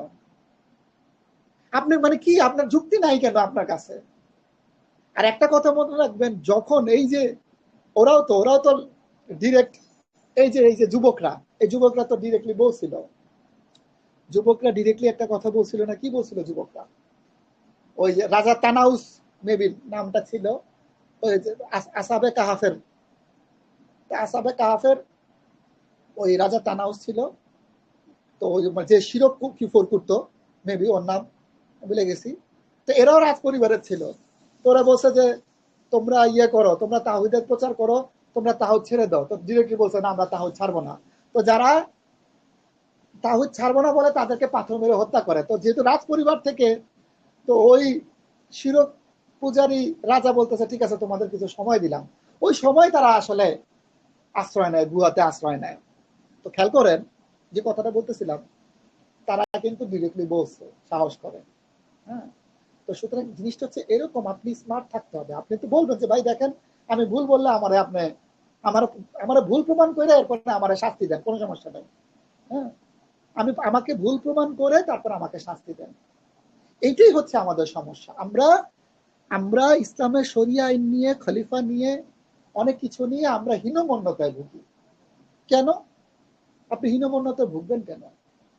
যেটা সঠিক, যেটা বলবেন যে ভাই দেখো আমারটা ভুল হলে, হ্যাঁ, যদি সন্ত্রাস হয় প্রমাণ করতে পারো, সন্ত্রাস আমি মেনে নেব। যদি আমাদের কর্মকাণ্ড বা যদি সন্ত্রাস প্রমাণ করতে পারে, হ্যাঁ, সন্ত্রাস আর জিহাদ এক জিনিস না। এগুলো প্রত্যেকটা বিষয়ের মধ্যে জিনিস আছে খুঁটিনাটি। যেমন আমার আম্মা টেনশন করতো, আমি যখন করতাম, দাওয়াত দিতাম বা এই টাইমে, আমি আম্মারা বলতাম কেন আমি কি করি নাকি? হ্যাঁ, মানে আমি ভিতরেও এটা মানে আমি তো কোনো অন্যায় কাজ করতেছি না, আমাকে তো আগে লজিক্যালি প্রমাণ করতে হবে এটা অন্যায় কাজ। ধরেন আমি তো এরকম না যে একটা নিরপরাধ মানুষের, হিন্দু হোক, বৌদ্ধ হোক, মুসলমান হোক, আমি ঠাস করে বোমা মেরে ফেলবো, আমি তো এটা করবো না। হ্যাঁ, তা আমারে কেউ যদি এটা বুঝাও যে এরকম করো, যায় একজন ধরেন হিন্দু, বৌদ্ধ, খ্রিস্টান নিরাপরাধ একজন মানুষের বোমা মেরা উড়ে দাও, আমার বুঝাইলে আমি বলবো কেন মারবো, আমি জিজ্ঞেস করবো কেন মারবো, কোরআন হাদিসের কোন জায়গায় আছে আলোচনা, দলিল। আমি ওর থেকে ভয় পাবো না। মজার বিষয়, সত্য কথা, আমি কারো কোনো গ্রুপ থেকে যে অনেকে ভয় পায়, আমি নাস্তিকদের সাথে আলোচনা করছি, আলে কোরআন কি বলেন, সিয়া, ওদের সম্পর্কে জানেন, আচ্ছা কেন এটা হবে, কেন এটা করব, আগে কেন প্রশ্নের উত্তর দেন। হ্যাঁ, আপনি কারেক্ট নাকি আমি কারেক্ট, আগে আসেন কেন যাচাই বাছাই করব। এইটাই হচ্ছে বিষয়, যে একটা জিনিস মাথায় রাখবেন, আপনার জ্ঞান যত কম হবে, শয়তান আপনাকে তত বেশি পথভ্রষ্ট করতে পারবে, যত কম জ্ঞান হবে। যত জ্ঞান পাবে ইনশাল্লাহ পথভ্রষ্ট করতে পারবে না। আজকে এতটুকু যদিও সংক্ষেপ ক্লাস হওয়ার কথা ছিল, আজকে আমরা আলোচনা লম্বা একটা সেশন চলে গেল। আপনাদের কোনো মন্তব্য থাকলে করতে পারেন, আমরা শেষ করে দেব আজকের ক্লাসটা। জি, আজকে কোনো লেকচার দেবো না, কারণ যেহেতু আমাদের ইয়ে হয়ে গেল। হ্যাঁ বলেন। আচ্ছা হাফিজ ভাই, এই ক্লাসটা কি রেকর্ড করা আছে? হ্যাঁ রেকর্ড করা আছে। হ্যাঁ আচ্ছা, রেকর্ড করা আছে। এই যে দেখেন আমার ক্লাস রেকর্ড করা থাকে। হ্যাঁ, এই ক্লাসটা ফর এক্সাম্পল বাইরে গেলেও কি থাকলেও কি, আমি কি কোনো ভুল কথা বলছি, কোনো ইলজিক্যাল কথা বলছি? কিন্তু অনেকে এই জিনিসটা ফিল করে, কেন করে আমি জানি না।